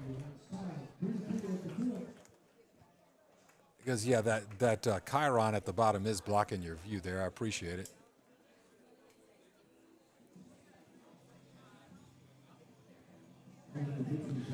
Be sure to drop us a good review in the Amazon reviews section of your broadcast tonight. Okay, bottom of the fourth. No runs, one hit, no errors, 2 men left on base. We are through 4 1/2. No, we're through 4. Looks like Hector Rivera is coming in to relieve Wechter. We head to the top of the 5th. Yeah, 4 complete. It's 3-3. We're going to just go with the press box view.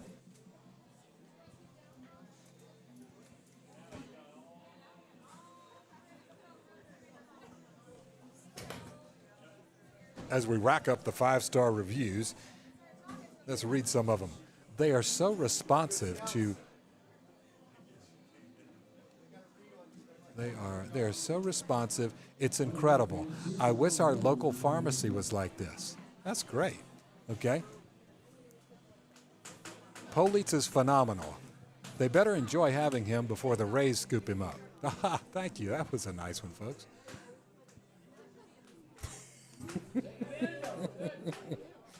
You have no idea how much I entertain myself here. Tell Miguel not to chew me out. I think I might keep reading these fictitious reviews. This is a good system. Okay. Where was I? We're back. Oh, Jackson Anthony's back up.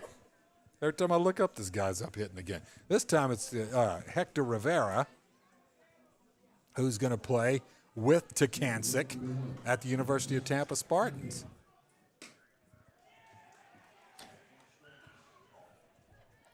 Anthony has singled and grounded out. And Hector Rivera, and he loses his footing there as he comes out of his windup.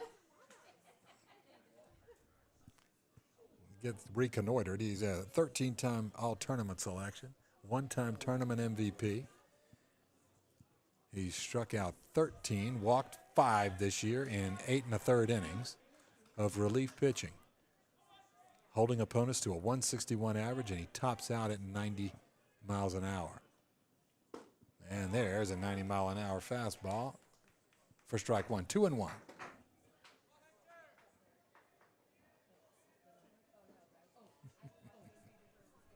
Thank you, John.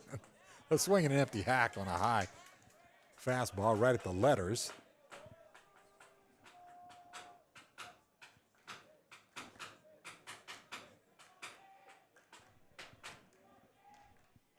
That one, a nice job of getting his bat on that. Nice job, and you can see why the guy is the leadoff hitter. 0-2, but would have been beaten on that pitch. He just gets his bat on it, fouls it off, stays alive. 2-2.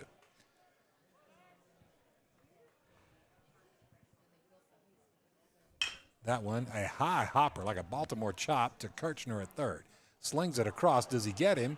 Yes, he does. It almost looked like Samir pulled his foot off the bag, but first place umpire right on top of it.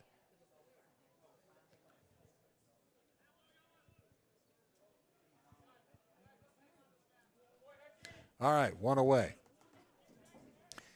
Hector Rivera now facing Ryan Whalen. Now, Ryan Whalen hit a ground ball to shortstop that was a fielder's choice and then walked. Fastball down and in, ball one.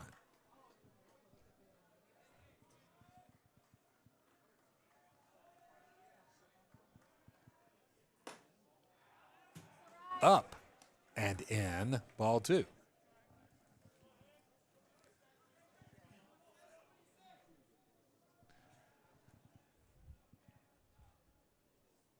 That one hit high to center field. Kenan Murtaugh heads over, stands under it, makes the grab, and that is out, number two. Well, no trickery from the wind out there in center field right now, as Murtaugh makes it look easy, big can of corn.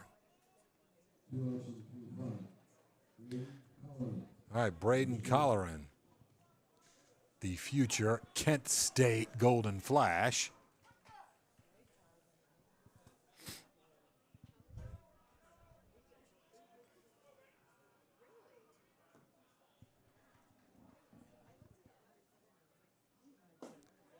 That one, a breaking pitch, down and dusty, ball one. So Braden hit a comebacker to Wechter as a fielder's choice and then walked.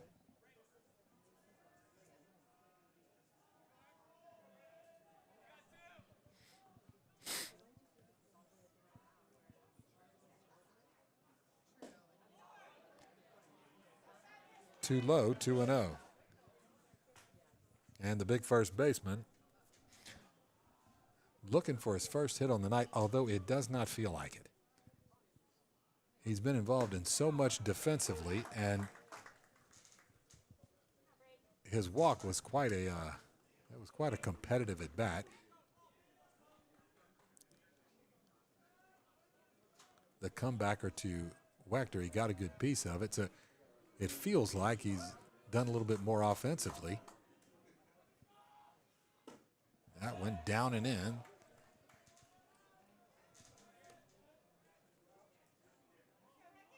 And it's now 3-1.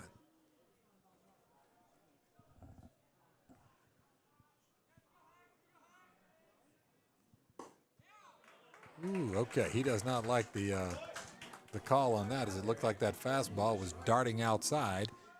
And Colleran kind of sort of tilted his head back and forth like my dog does when he doesn't understand why I won't give him some of the sausage I'm cutting up. And he makes him dance a little bit around that ball in the dirt, and it's another walk for Braden Colleran. He's down with OBP this Tuesday night. That's 2 walks. I'm down with OBP.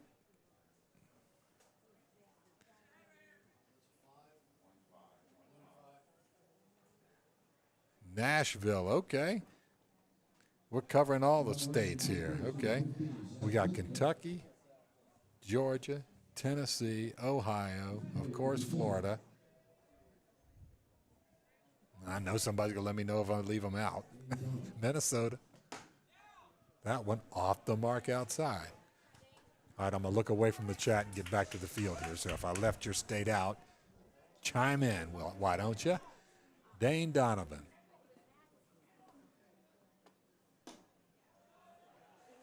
That one misses.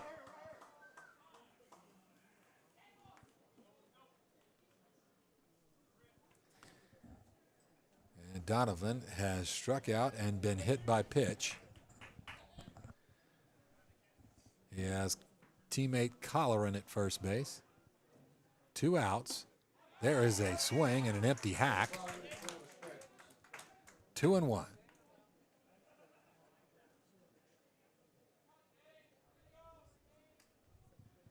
There goes the runner. A ball outside. The throw is down there. It's on time, but a little off the mark. One of those that was really, really close. Coach Menendez is going to ask him about it.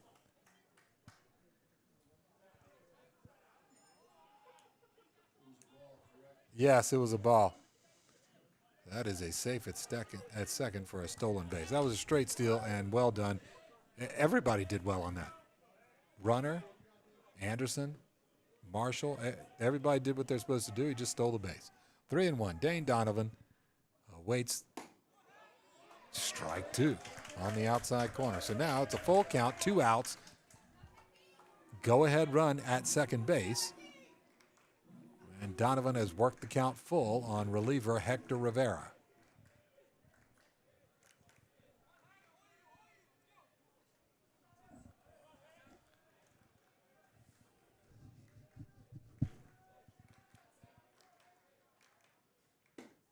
That one down and out. And Donovan heads over to first base. He'll probably get a runner. I'm going to guess he'll get a courtesy runner. Yep. Number 23.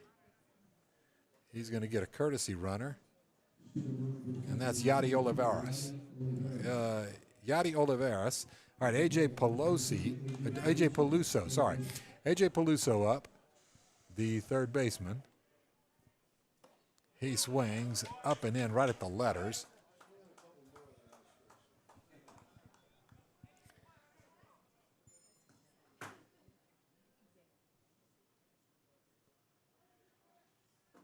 Off the mark outside, and it's now a ball and a strike. So Hector Rivera in relief, 23 pitches, 13 balls, 10 strikes. There are 2 Wildcats aboard. He's trying to keep it that way and end this inning here in the top of the 5th. An hour and 40 minutes into this.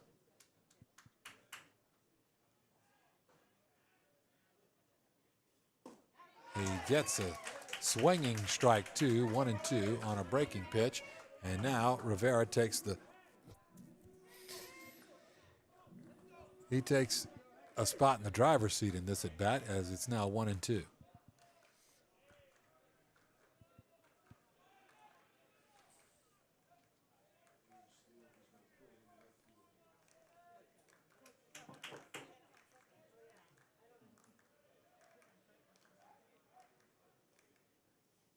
That one yanked down the left field line, but foul. Hit that one right on the button there, but it just sliced foul by about a foot. Man, oh man. That would have carried back and rolled back into that left-hand corner. Out at the 320-foot sign out there in left field, and that would have cleared the bases. Yadi Olivares would have scored from first. I mean, you don't courtesy run if you're slow.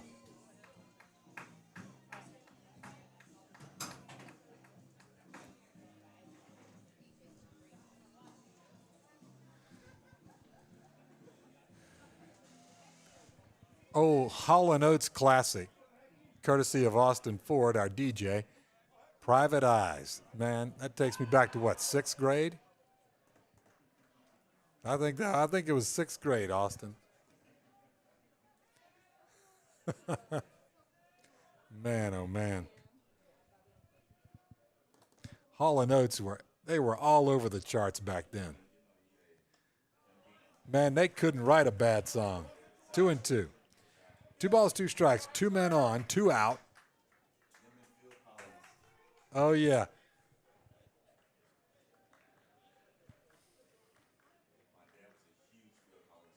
Phil Collins, man, he had an endless string of hits too back then. He was with Genesis before, him and Peter Gabriel. And Mike Rutherford, who went on to have Mike and the Mechanics. See, you're going to get some music trivia up here too, live streamers. All right, y'all jump in, live streamers, jump in the chat. What's your favorite Hall & Oates song? Mike Letting, what's your favorite Hall & Oates song? Sarah Smile?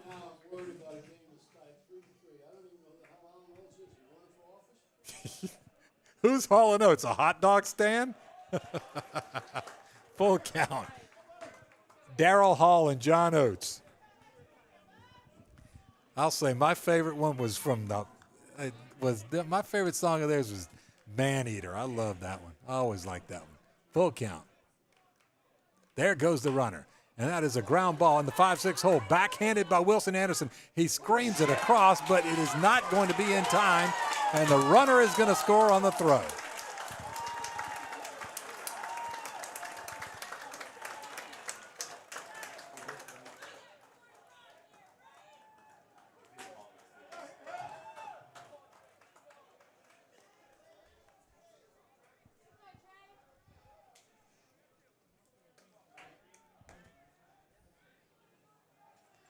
All right, it is now 4-3.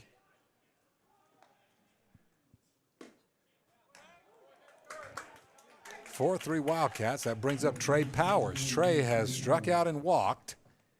It is now 4-3. St. Ignatius pulls ahead on that infield single.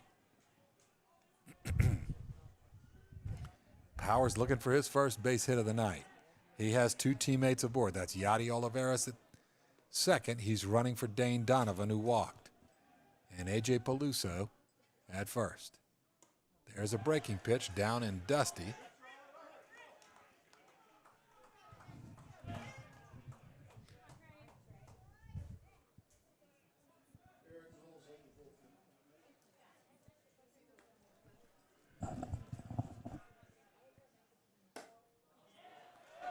Little off the mark.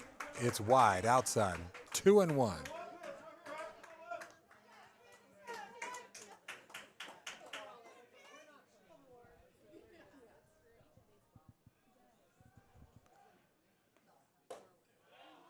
That one, I guess, a little bit high. And it's 3-1. And we've got some activity over in the Jesuit bullpen.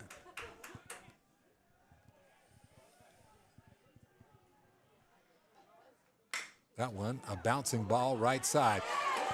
Samir gets a glove on it, only able to knock it down, throws it across to third base to see if he can catch Oliveras sneaking a little too far past the base, and he doesn't. Mike does a hit. We got a base hit on that because they probably were not going to get Trey Powers as he was covering some ground down first base. Another infield single.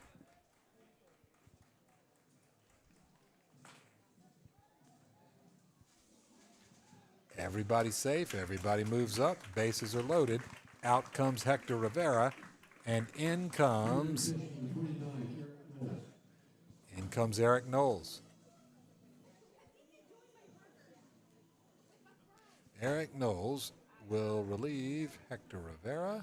Let me get it all keyed in here. All right, Eric Knowles, 6'1", 185-pound senior. He is headed to Baltimore to play for Johns Hopkins after he graduates. Going to play for the Blue Jays up in the Centennial Conference. Eric, 5 1/3 innings this year so far in relief work.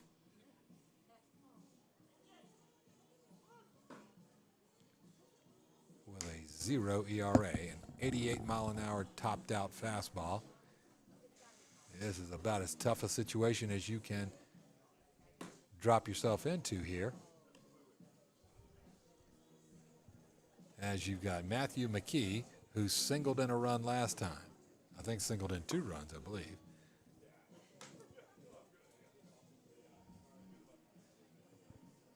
And this is Thorny. He needs to get an out here. to cut this inning off.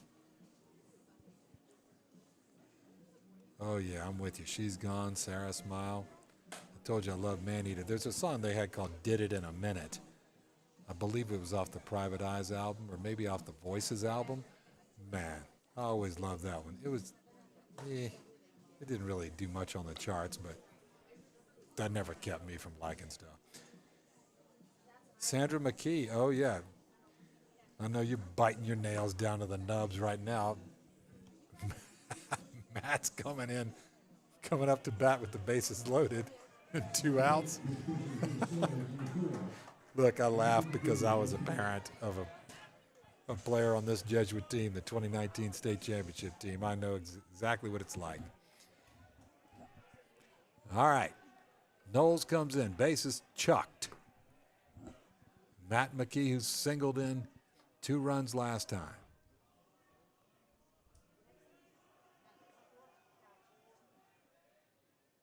Fastball right over the outside edge.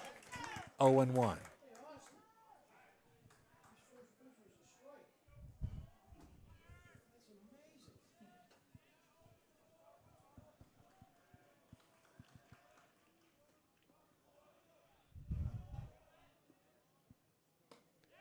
There is another called strike in the same spot. And I think McKee is kind of looking back saying, I think this thing's only 17 inches wide.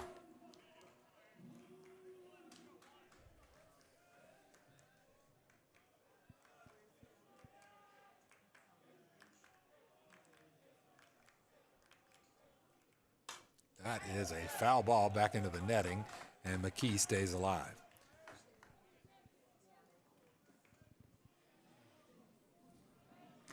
McKee would love to do to Jesuits outfielders what has been done to him out there, and that's hit one up in the air and let them kind of play against this wind for a little while. It has done a number on a couple of fly balls to left field. Nope, too tall. He lets it go. 1 ball, 2 strikes.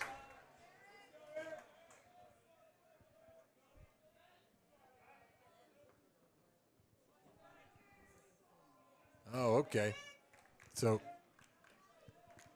she's the grandma of Matt McKee. The parents are here somewhere. Everybody's biting their nails here. I can't pick out who the mom is. The ball down and dusty. 2 balls, 2 strikes, 2 outs. 4-3, top of the 5th. Wildcats winning by a run and threatening to take some more, as this is the first batter faced by reliever Eric Knowles. Breaking pitch, and it catches the outside corner for a looking strike 3. Eric Knowles with a very clutch strikeout there to leave the bases loaded. So Wildcats get 1 run, 2 hits, no errors, 3 men left on base. We move to the bottom of the 5th. It's 4-3 St. Ignatius.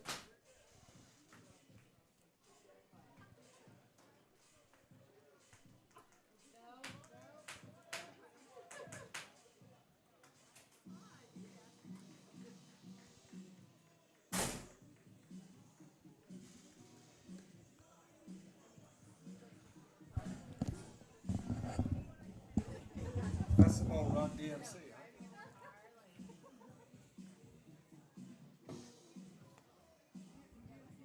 Man, that's one of those groups so distinct, like nobody else sounds like that. So good. That style of music was so, it was so fun.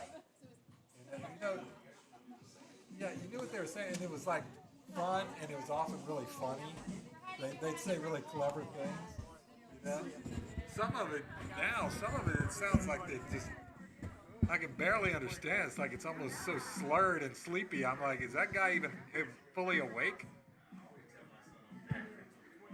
Don't what? Oh, yeah. Yeah.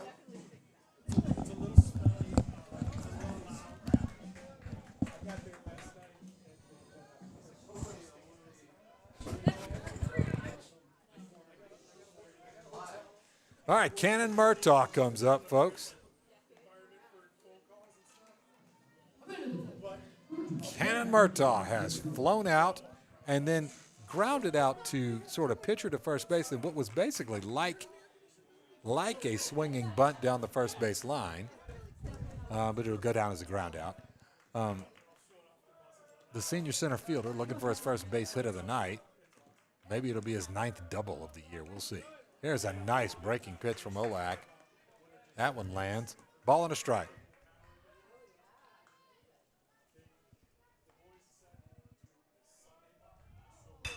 That one hit in the air to center field very well. Giving chase is Jackson Anthony, and he catches it. Comes up with a fist pump as he kind of had to do a running dive right in front of the warning track to get that one. An outstanding play out there by Jackson Anthony to pretty much rob Cannon Murtaugh of his 9th double of the year. And who knows, maybe it would have been a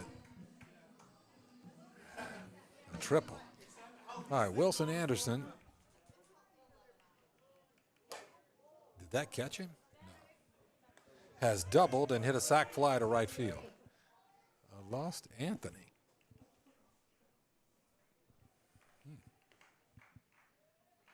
Okay.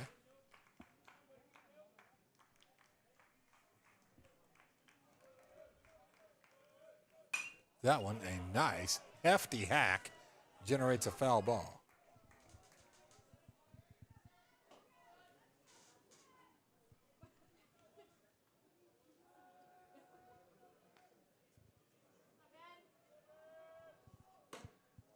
Off the mark, outside. 2-1.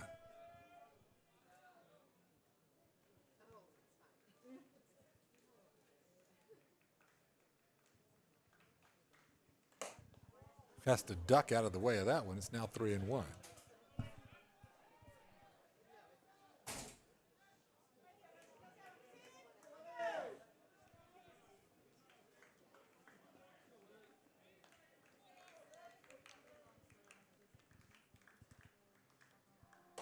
And he takes a free pass. So Wilson Anderson doing his job tonight. That's going to bring up Samir Muhammad, future LSU Tiger. 324 hitter, OBP 407, slugging 451, 14 RBIs, 2 home runs. All right, Samir Muhammad. 1 for 2 tonight. He struck out and singled. Well, the Tigers need his offense now, as that one is slapped into right center field. Wilson Anderson on his horse heads around to third. And that one scooped up in right field and thrown in quickly, but Wilson Anderson scampers around, and it's now Tigers at the corners.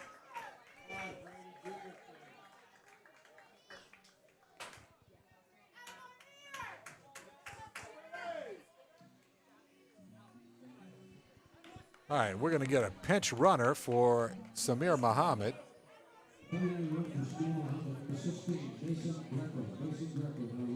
That's number 16, Mason Greco. He'll pinch run. And now Brady Marshall comes up. Now Brady, again, leads the team in hits with 26 and an average at 419 on the year. He's grounded out to each side of the field tonight.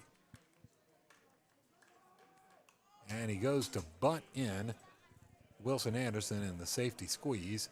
And it was just a little high to try to bunt, and he fouls it straight back.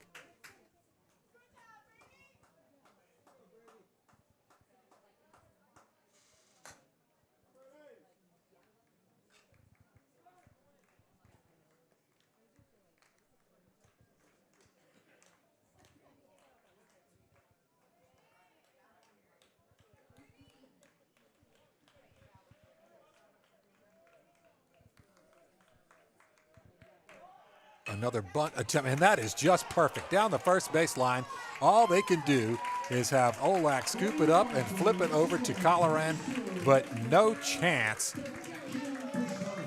to get Wilson Anderson there. Just perfectly done.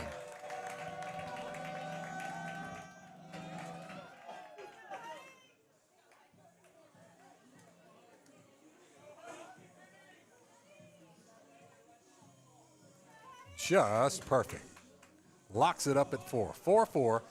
Brings up Hudson Rivera, who has singled to right field and walked. And that one is fouled straight up and back, out of play.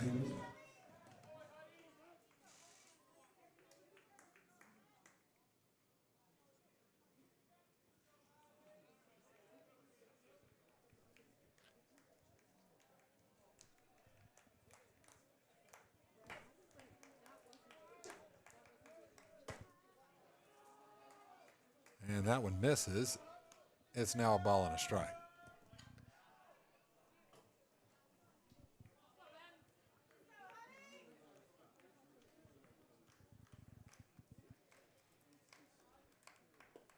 Nope, down and dusty, and Dane Donovan all over it. That's going to keep Greco at second base. 2 balls and a strike. Hudson Rivera has a teammate in scoring position. That is Greco, who is running for Muhammad, who singled. And now Rivera with a 2-1 count. Huddy leans out of the way of a high and tight fastball. It's now 3-1. Got a good ball game here tonight, folks. 9 o'clock on the button. We've been at it 2 hours, and it's 4-4. Bottom of the 5th. Huddy lets that one go, and it is a called strike. So full count. 3 balls, 2 strikes, 1 away.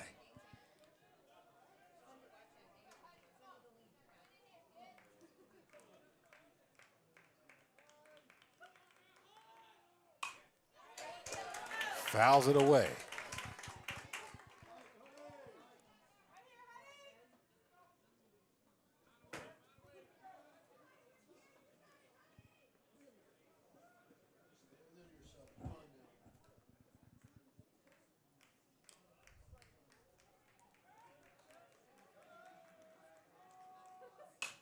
And that one hit straight up in the air.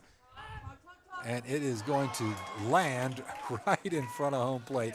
I'm going to tell you, that is the toughest play with this wind and just the coordinates of the field. It's so hard to judge those balls that are hit straight up there, right around or behind home plate. And that one drifted into the field. Catcher Dane Donovan did his best, but not able to come up with it. It's going to go down as a single, and Greco's going to move to third.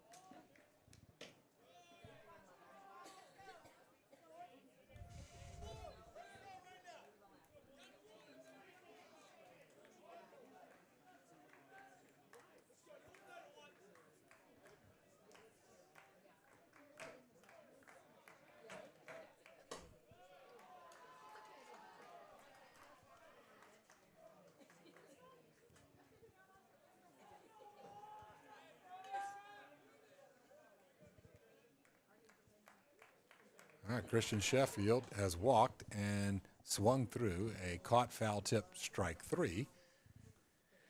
And Ben Olak in relief has led him off with 2 balls. 2 balls, no strikes. There is a runner at third. That's Mason Greco running for Muhammad. Up top, 3-0. And Sheffield looking to load the bases for Jay Kirchner. But right now there are 2 outs. That one right down the pipe, 3-1. Olak, 38 pitches, 19 balls, 19 strikes.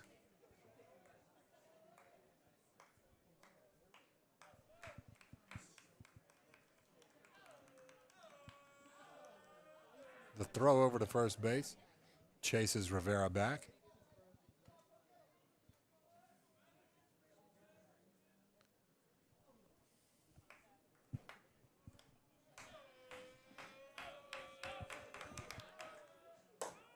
too tall, and he's going to take first base on ball 4 after he unloads a whole bunch of protective equipment there.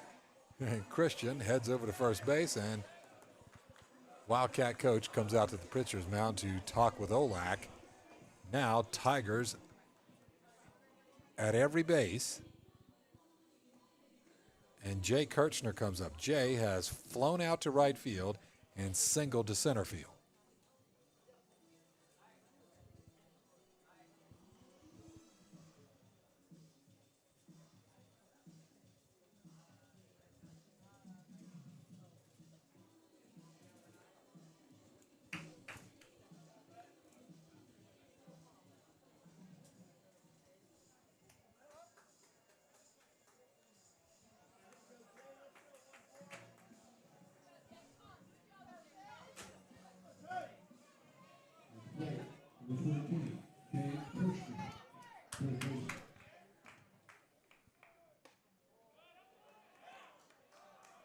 Misses there, ball 1. There is certainly activity over in the Wildcat bullpen.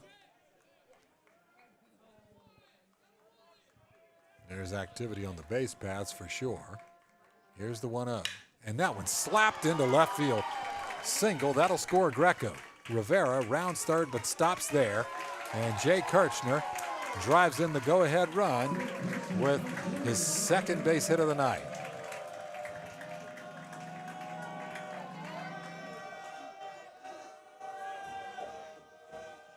5-4 Jesuit, and back to the top of the order now.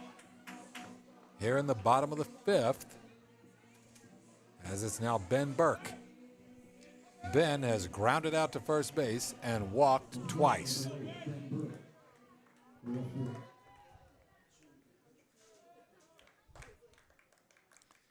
Ben Olak, 21 balls, 20 strikes in relief.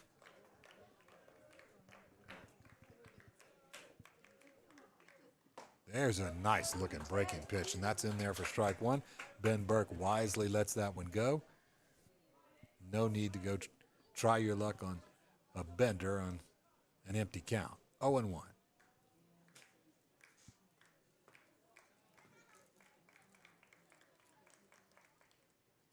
And that one hit into shallow center field. Coming on is Jackson Anthony, makes the catch in the 3rd out. And Olak gets out of a jam there, giving up 1 run.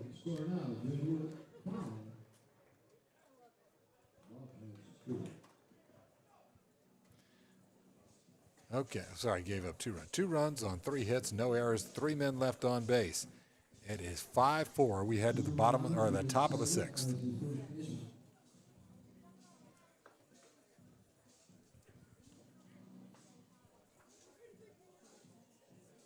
Out of touch. Yeah, man, I forgot about that one. That was a good one.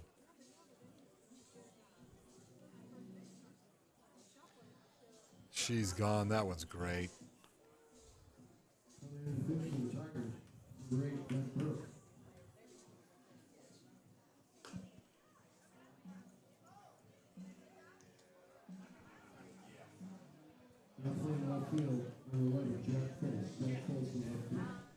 All right, Jack Foltz is where? Left field? All right, Ben Burke's going to come in the pitch. Say that again, Mike?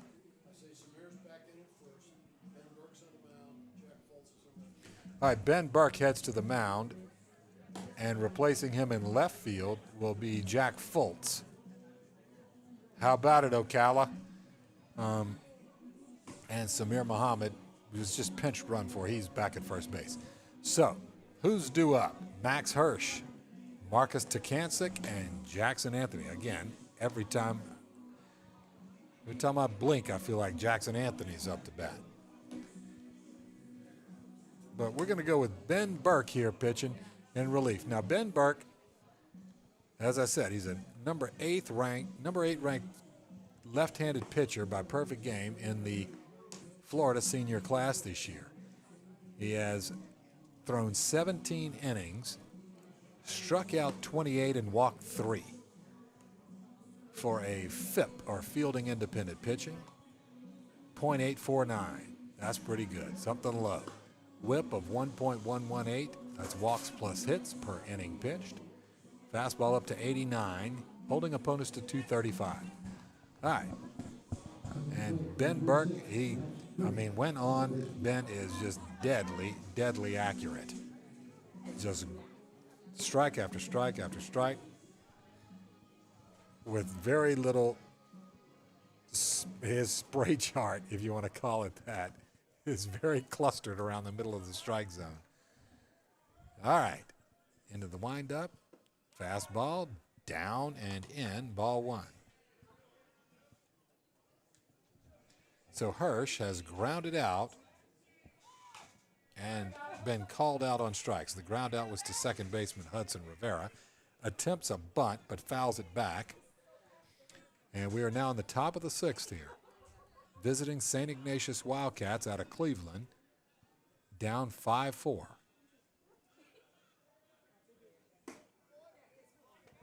Inside, Ben Burke misses 2-1.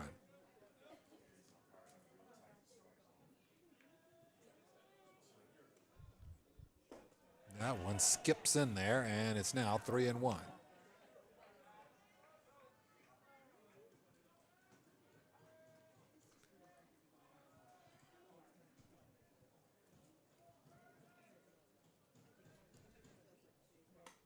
And off the mark outside. Just the fourth walk issued this year by Ben Burke. That's Max Kirsch. He's at first base. Now that'll make way for Marcus Lekancic. He has walked and been called out on strikes, and Burke misses up and out. A ball and no strikes. And Lekancic, again, is going to come to Tampa to play for the UT Spartans. Coach Urso over there. It's built a D2 dynasty, really.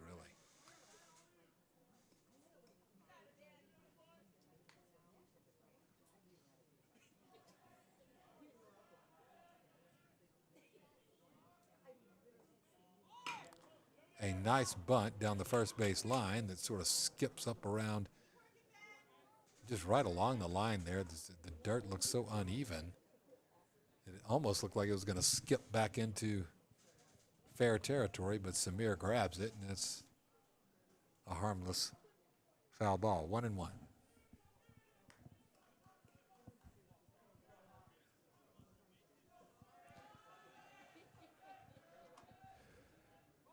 Another attempted bunt is fouled backward, and now it's 1-2.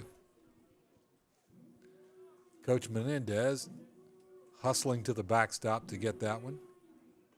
Tosses it into Marshall.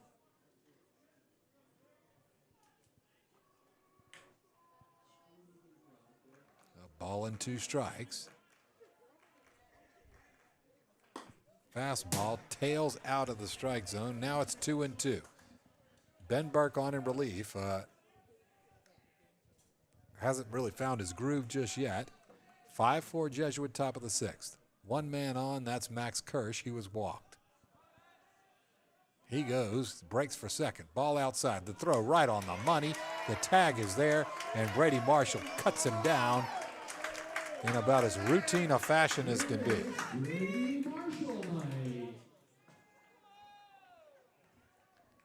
Gee, made that look very routine and easy. Nicely done, everybody involved. And now Lekancic faces a full count against Burke, and that is fouled backward.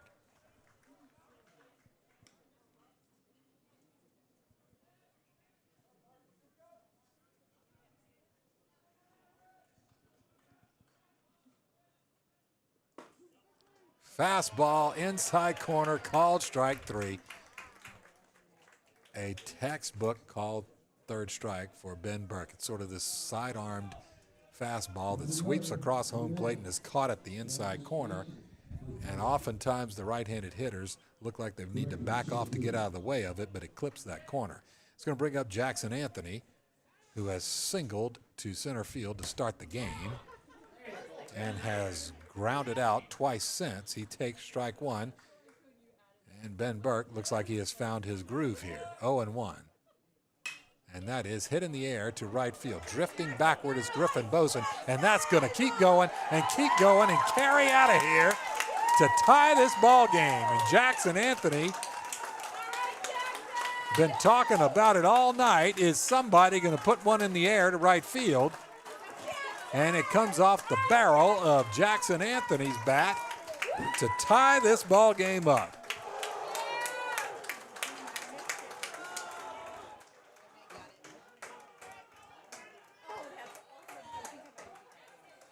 It is 5-5 now on the game-tying home run. Opposite field shot from Jackson Anthony, and that brings up Ryan Whalen. He has hit a fielder's choice to shortstop, walked, and flown out to center field. Ben Burke responds with swinging strike one, 0-1. Fastball a bit too tall, 1-1. Didn't miss by much. And that one's right in there. It's now a called strike two, 1-2.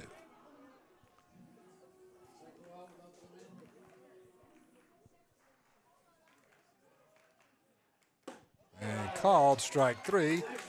And that was a quick at bat as Ben Burke gives up the homer and then quickly disposes of the third out. So the top half of the sixth inning, 1 run, 1 hit, the big home run from Anthony. No errors, nobody left on base. We are locked up at 5, headed into the bottom of the sixth.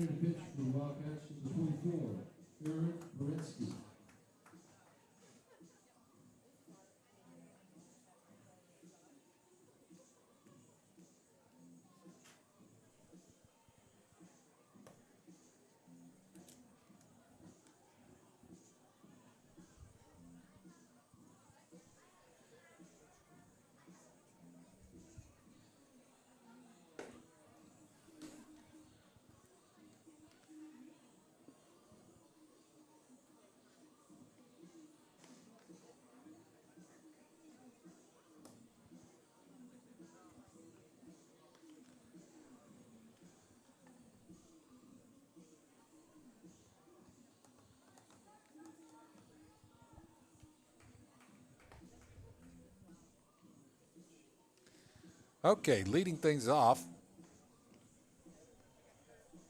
will be Griffin Boson, the senior right fielder, followed by Cannon Murtaugh and Wilson Anderson.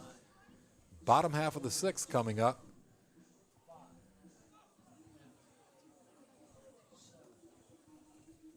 Into pitch now is Aaron Paretsky,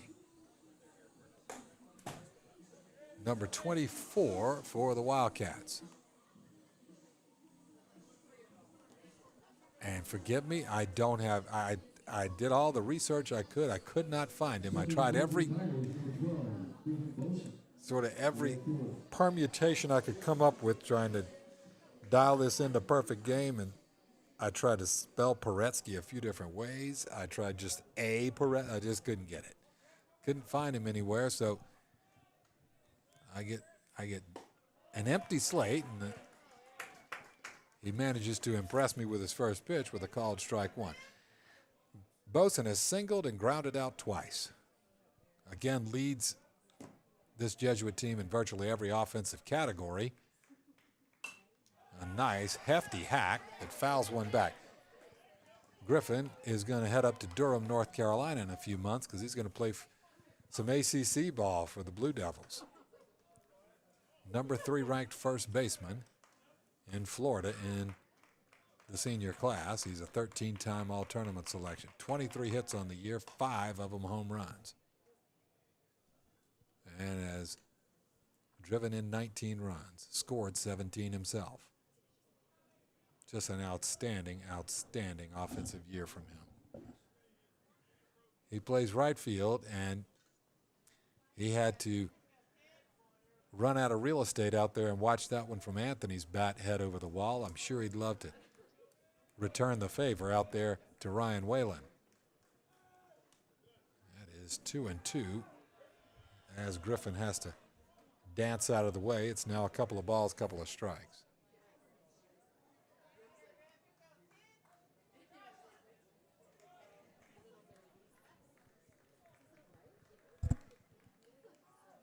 That one slapped right back at the pitcher. And Griffin races over to first base, but it does hit the pitcher in the shoulder, or I can't tell where he was hit. He is on his knees.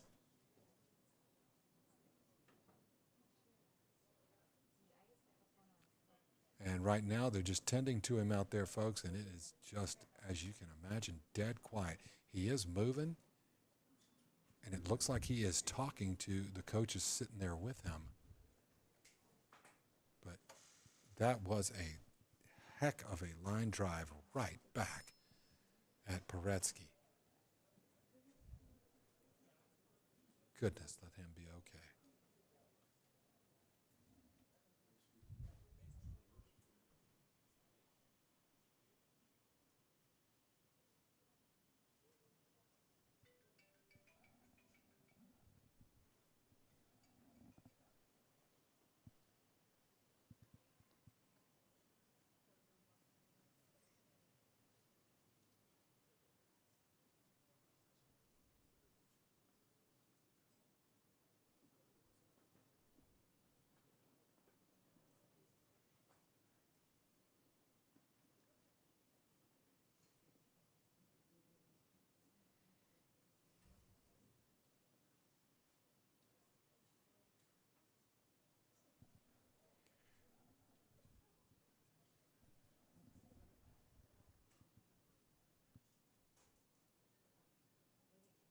Aaron Paretsky is on his feet, folks.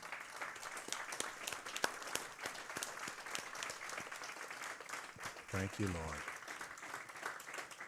Lord. It looks like it must have hit him in the face, the side of the face perhaps, but he is obviously breathing and talking because he is walking off the field on his own. A scary, scary moment.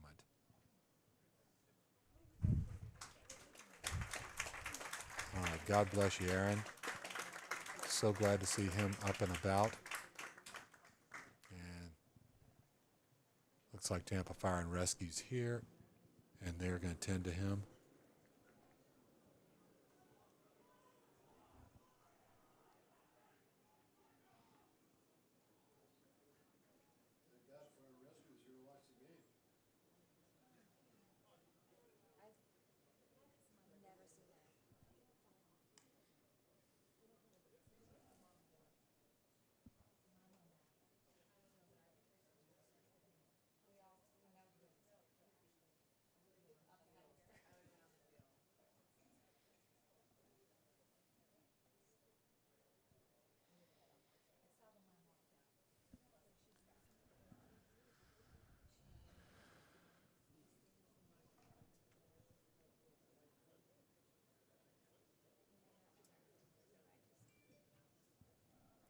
I don't have any other update for you right now, folks, other than just Paretsky took a line drive clearly to his, it looked like the side of his face, but he walked away on his own holding an ice pack on that right side of his face. It looked like from here. Rescue personnel are over working with him over in the Wildcat dugout, but I don't have any other information for you.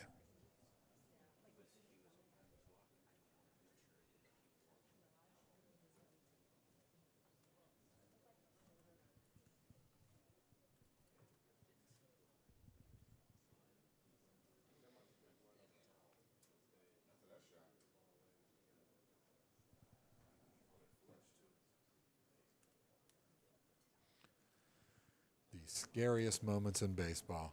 That's exactly when there's nothing else like it than when a pitcher takes one on a comebacker like that was hit perfectly square by Boson.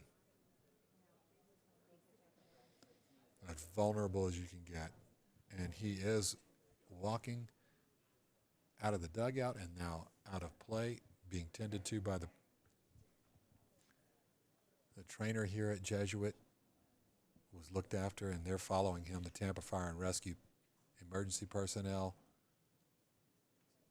So just by those indications, should be okay and should be able to recover from this.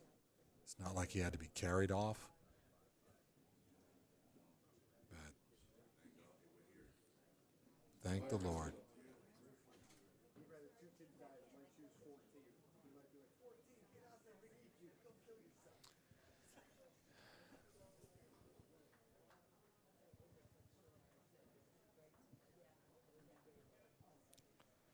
It was just the fifth pitch that Aaron threw.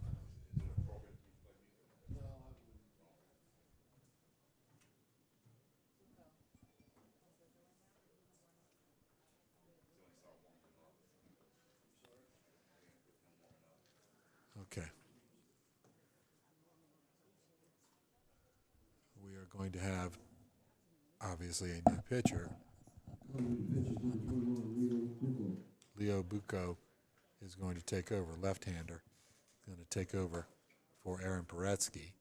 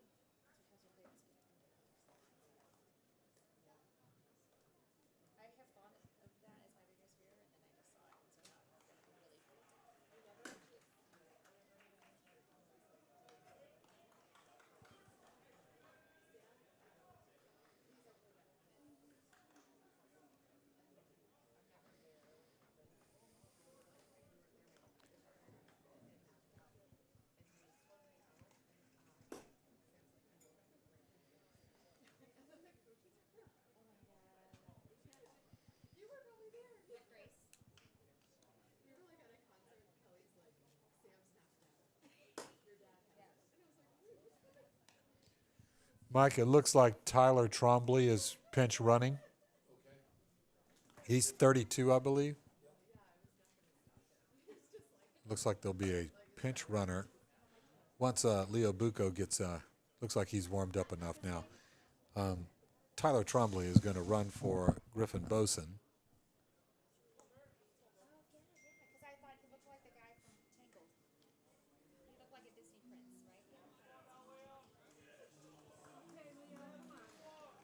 Okay. We are ready to get started back again here, folks. A scary moment. Certainly our prayers are with Aaron Paretsky that the injury on the line drive is not too severe. Cannon Murtaugh up to face the reliever, Leo Bucco, who throws over to first base.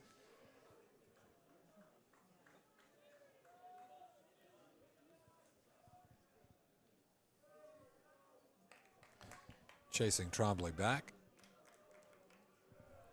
Murtaugh has flown out to left and center field, and grounded out down the first base line in what was kind of like a swinging bunt.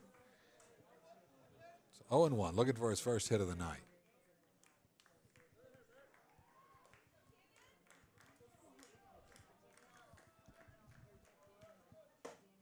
There's a fastball. It's in there. Strike two. 0-2.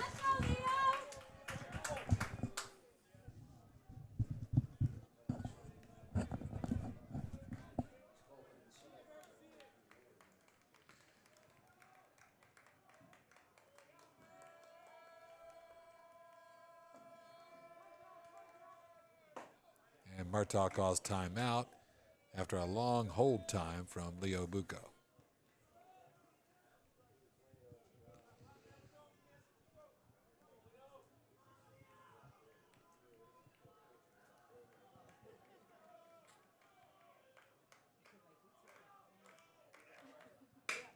And that one is sent over into left field. It's like he sort of just reached out and just did exactly what they tell you to do. It's not a wonderful pitch to hit. It was kind of low and away almost. But Murtaugh, great bat control, just gets the barrel of the bat down on it and hits it where they're not. 5-6 hole. Single to left field. Sends Trombley over to second base, and then brings up Wilson Anderson, who's been hot as truck stop coffee tonight. Double down the line, sacrifice fly, walk.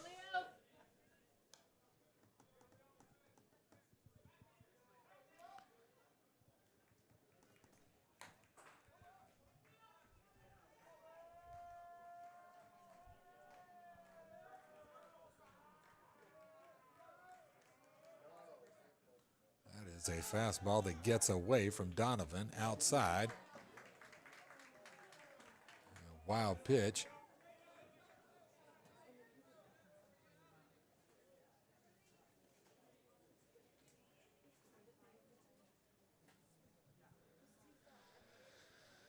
And it's 2 balls and no strikes. Infield will come in as the future Mississippi State Bulldog, Wilson Anderson, stands in with the 2-0 count.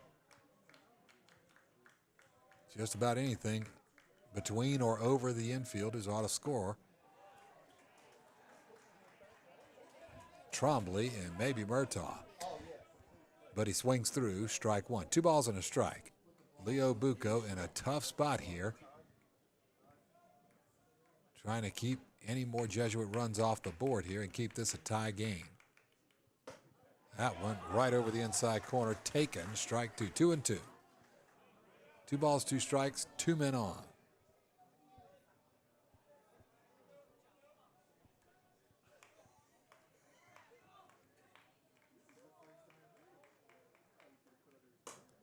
Up and out, fills up the count.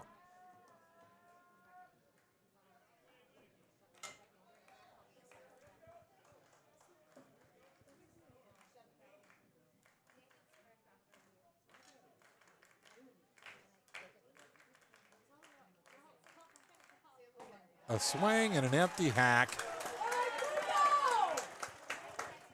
as Anderson is sent back to the dugout. And Samir Muhammad comes up.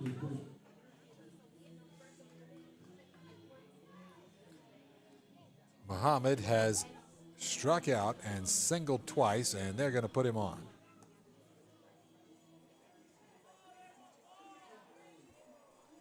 They are going to put Samir on and create a force at any base, as that's going to bring up Brady Marshall, who's had more hits than the Thriller album. I mean, it has been a hit machine all year, but this is one of those moments you really need to hit one of those singles of his in that 5-6 hole, as he has grounded out essentially 3 times. One of them was a sacrifice bunt.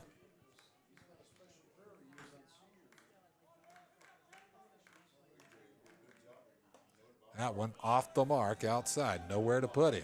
1-0.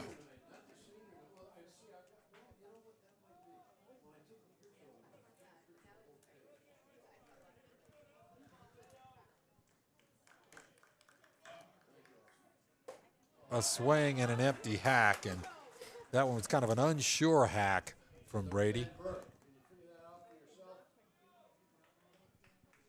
Brady, an 18-time all-tournament selection, a .419 hitter this year. That one inside, and he didn't move at all. Brady didn't move. He didn't move at all, and it looked like it was about a half an inch from his knee. But, all right, 2-1. And that one is a high hopper to shortstop, gets the lead runner at second base, scores the run. So Takancic fields it, looked over, and said, I got time to get the guy at second base, makes a perfect throw to Hirsch to get Muhammad, but Marshall brings the run in with a fielder's choice, basically.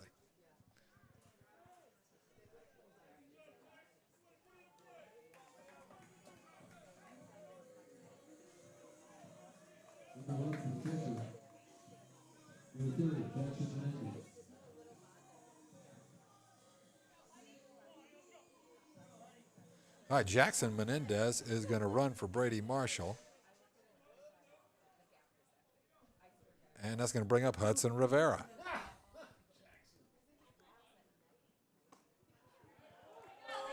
There's a strike. Hudson Rivera has singled twice and walked. He's down with OBP tonight. On base all 3 times. And you got Jackson Menendez over at first base. And he does a lot of dancing around over there. It's entertaining to watch. And he misses a ball and a strike.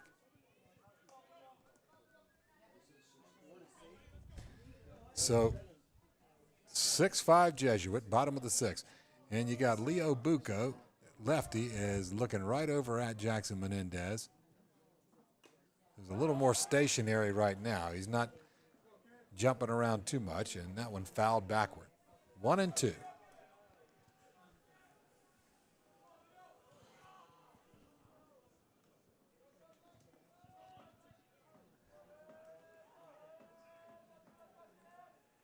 And there Jackson goes. He's dancing and dancing, and he walks way off second base, or first base.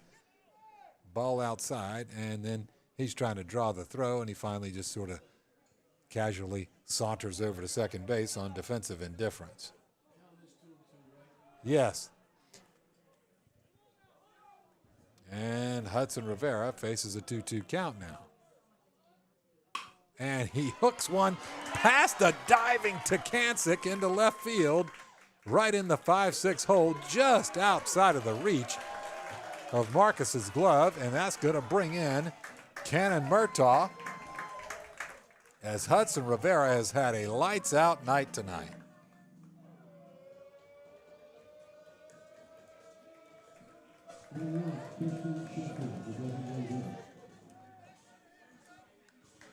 Rivera on base all 4 times tonight. They need to start sending his mail over to first base.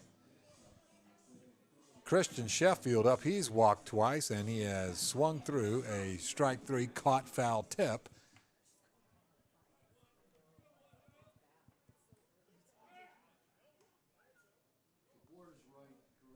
Except it's a 0-0 count. 5-5-0, 7-11.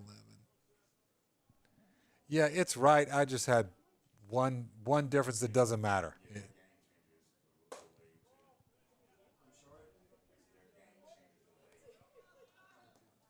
All right, Christian Sheffield stands in. Again, he's walked twice and struck out. I have 11 for them, or for us.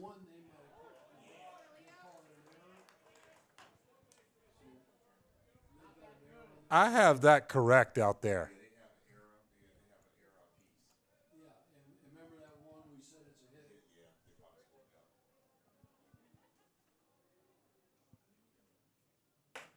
Off the mark, outside, 2-1.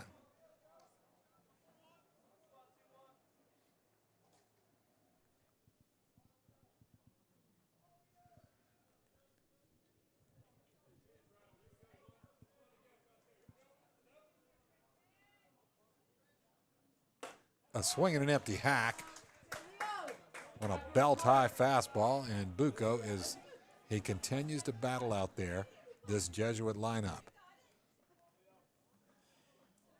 Making good pitches, and sometimes the guys get base hits. And Hudson Rivera takes off for second base, trying to maybe draw a balk, but does not, and they just sort of give him the base.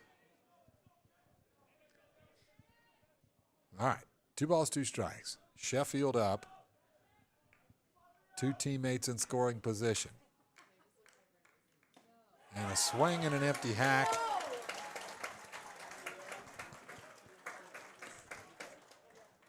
And that'll finish off the bottom half of the 6th inning as Jesuit gets 2 runs on 3 hits, no errors, 2 men left on base. We move to the top half of the 7th. The top half of the 7th inning, it's Jesuit 7, St. Ignatius 5. All right, folks, we head into the final inning, and I'm Doug Politz. I'm just, as always, so much enjoy bringing these games to you guys. Very nice to have you guys watching from all over the place, particularly up in Ohio. I know everybody can't travel with the team, so I'm glad we can bring it to you. Baden High School from Ohio is here tomorrow night. And then the senior night, final regular season game for these seniors is Thursday night, and that's against St. Pete Catholic from right across Tampa Bay.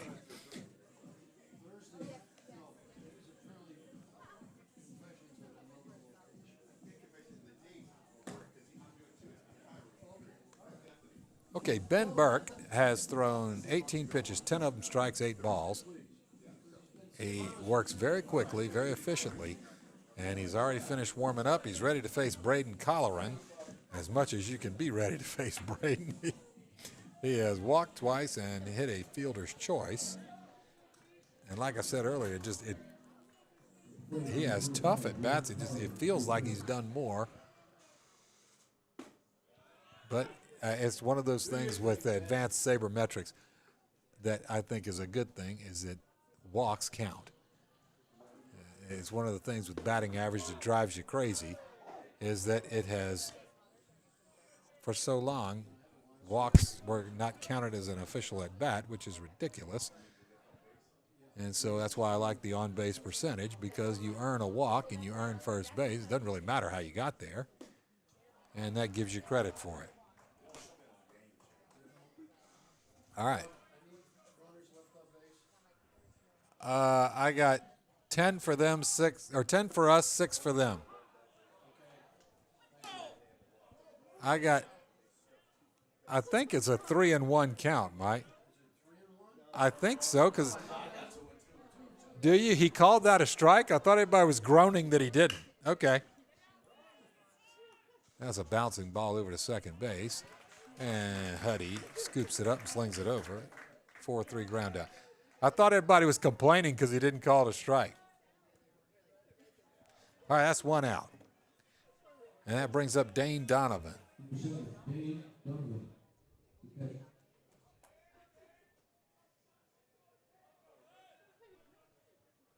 A swing and an empty hack on a tailing fastball. Very nice pitch. Appreciate all the nice comments. Hey, hello from Cleveland Heights, Ohio. All right, great.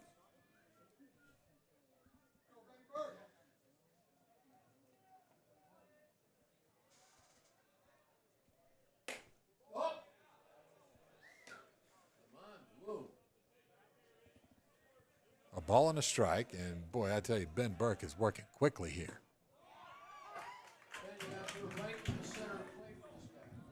Well, Ben Burke is trying to satisfy the strike zone. It seems to have tightened up a little bit. That one off the mark, but Brady Marshall grabs it.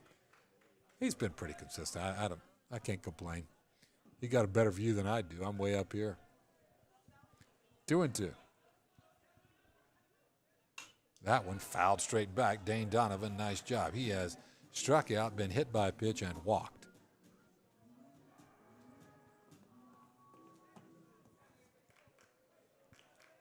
And Burke into the windup. slings it in there, and that one popped up to the right side. Samir looks like he's under it. And the wind looked like it kind of drew him back toward fair territory, but makes the out. I'm telling you, this wind has made the most routine balls look like an adventure. But it goes as an out in the books, and the Wildcats are down to their last out. A.J. Peluso has essentially struck out twice. One was a caught foul tip, and he singled to the left side. Burke slings it in there, 0-1. 30 pitches. That one popped up and out of play. 0-2.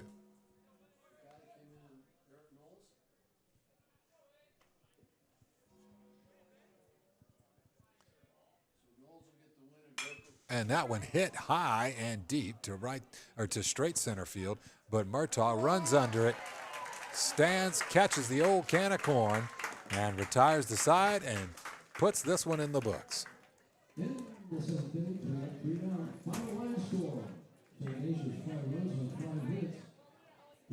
All right, so St. Ignatius, 5 runs, 5 hits, no errors. Jesuit, 7 runs on 11 hits and 1 error. So we appreciate the St. Ignatius Wildcats coming in and playing the game tonight. They were just an excellent team, scrapping back and forth. You were treated to a great game tonight. Happy we could bring it to you. Thank you for watching. Tomorrow night, another visitor from Ohio, Baden High School. Anyway, you hear Mike Letting still talking with the fans in the bleachers here, as he always does. Thanks, guys. Doug Polite signing off. Appreciate it. Good night.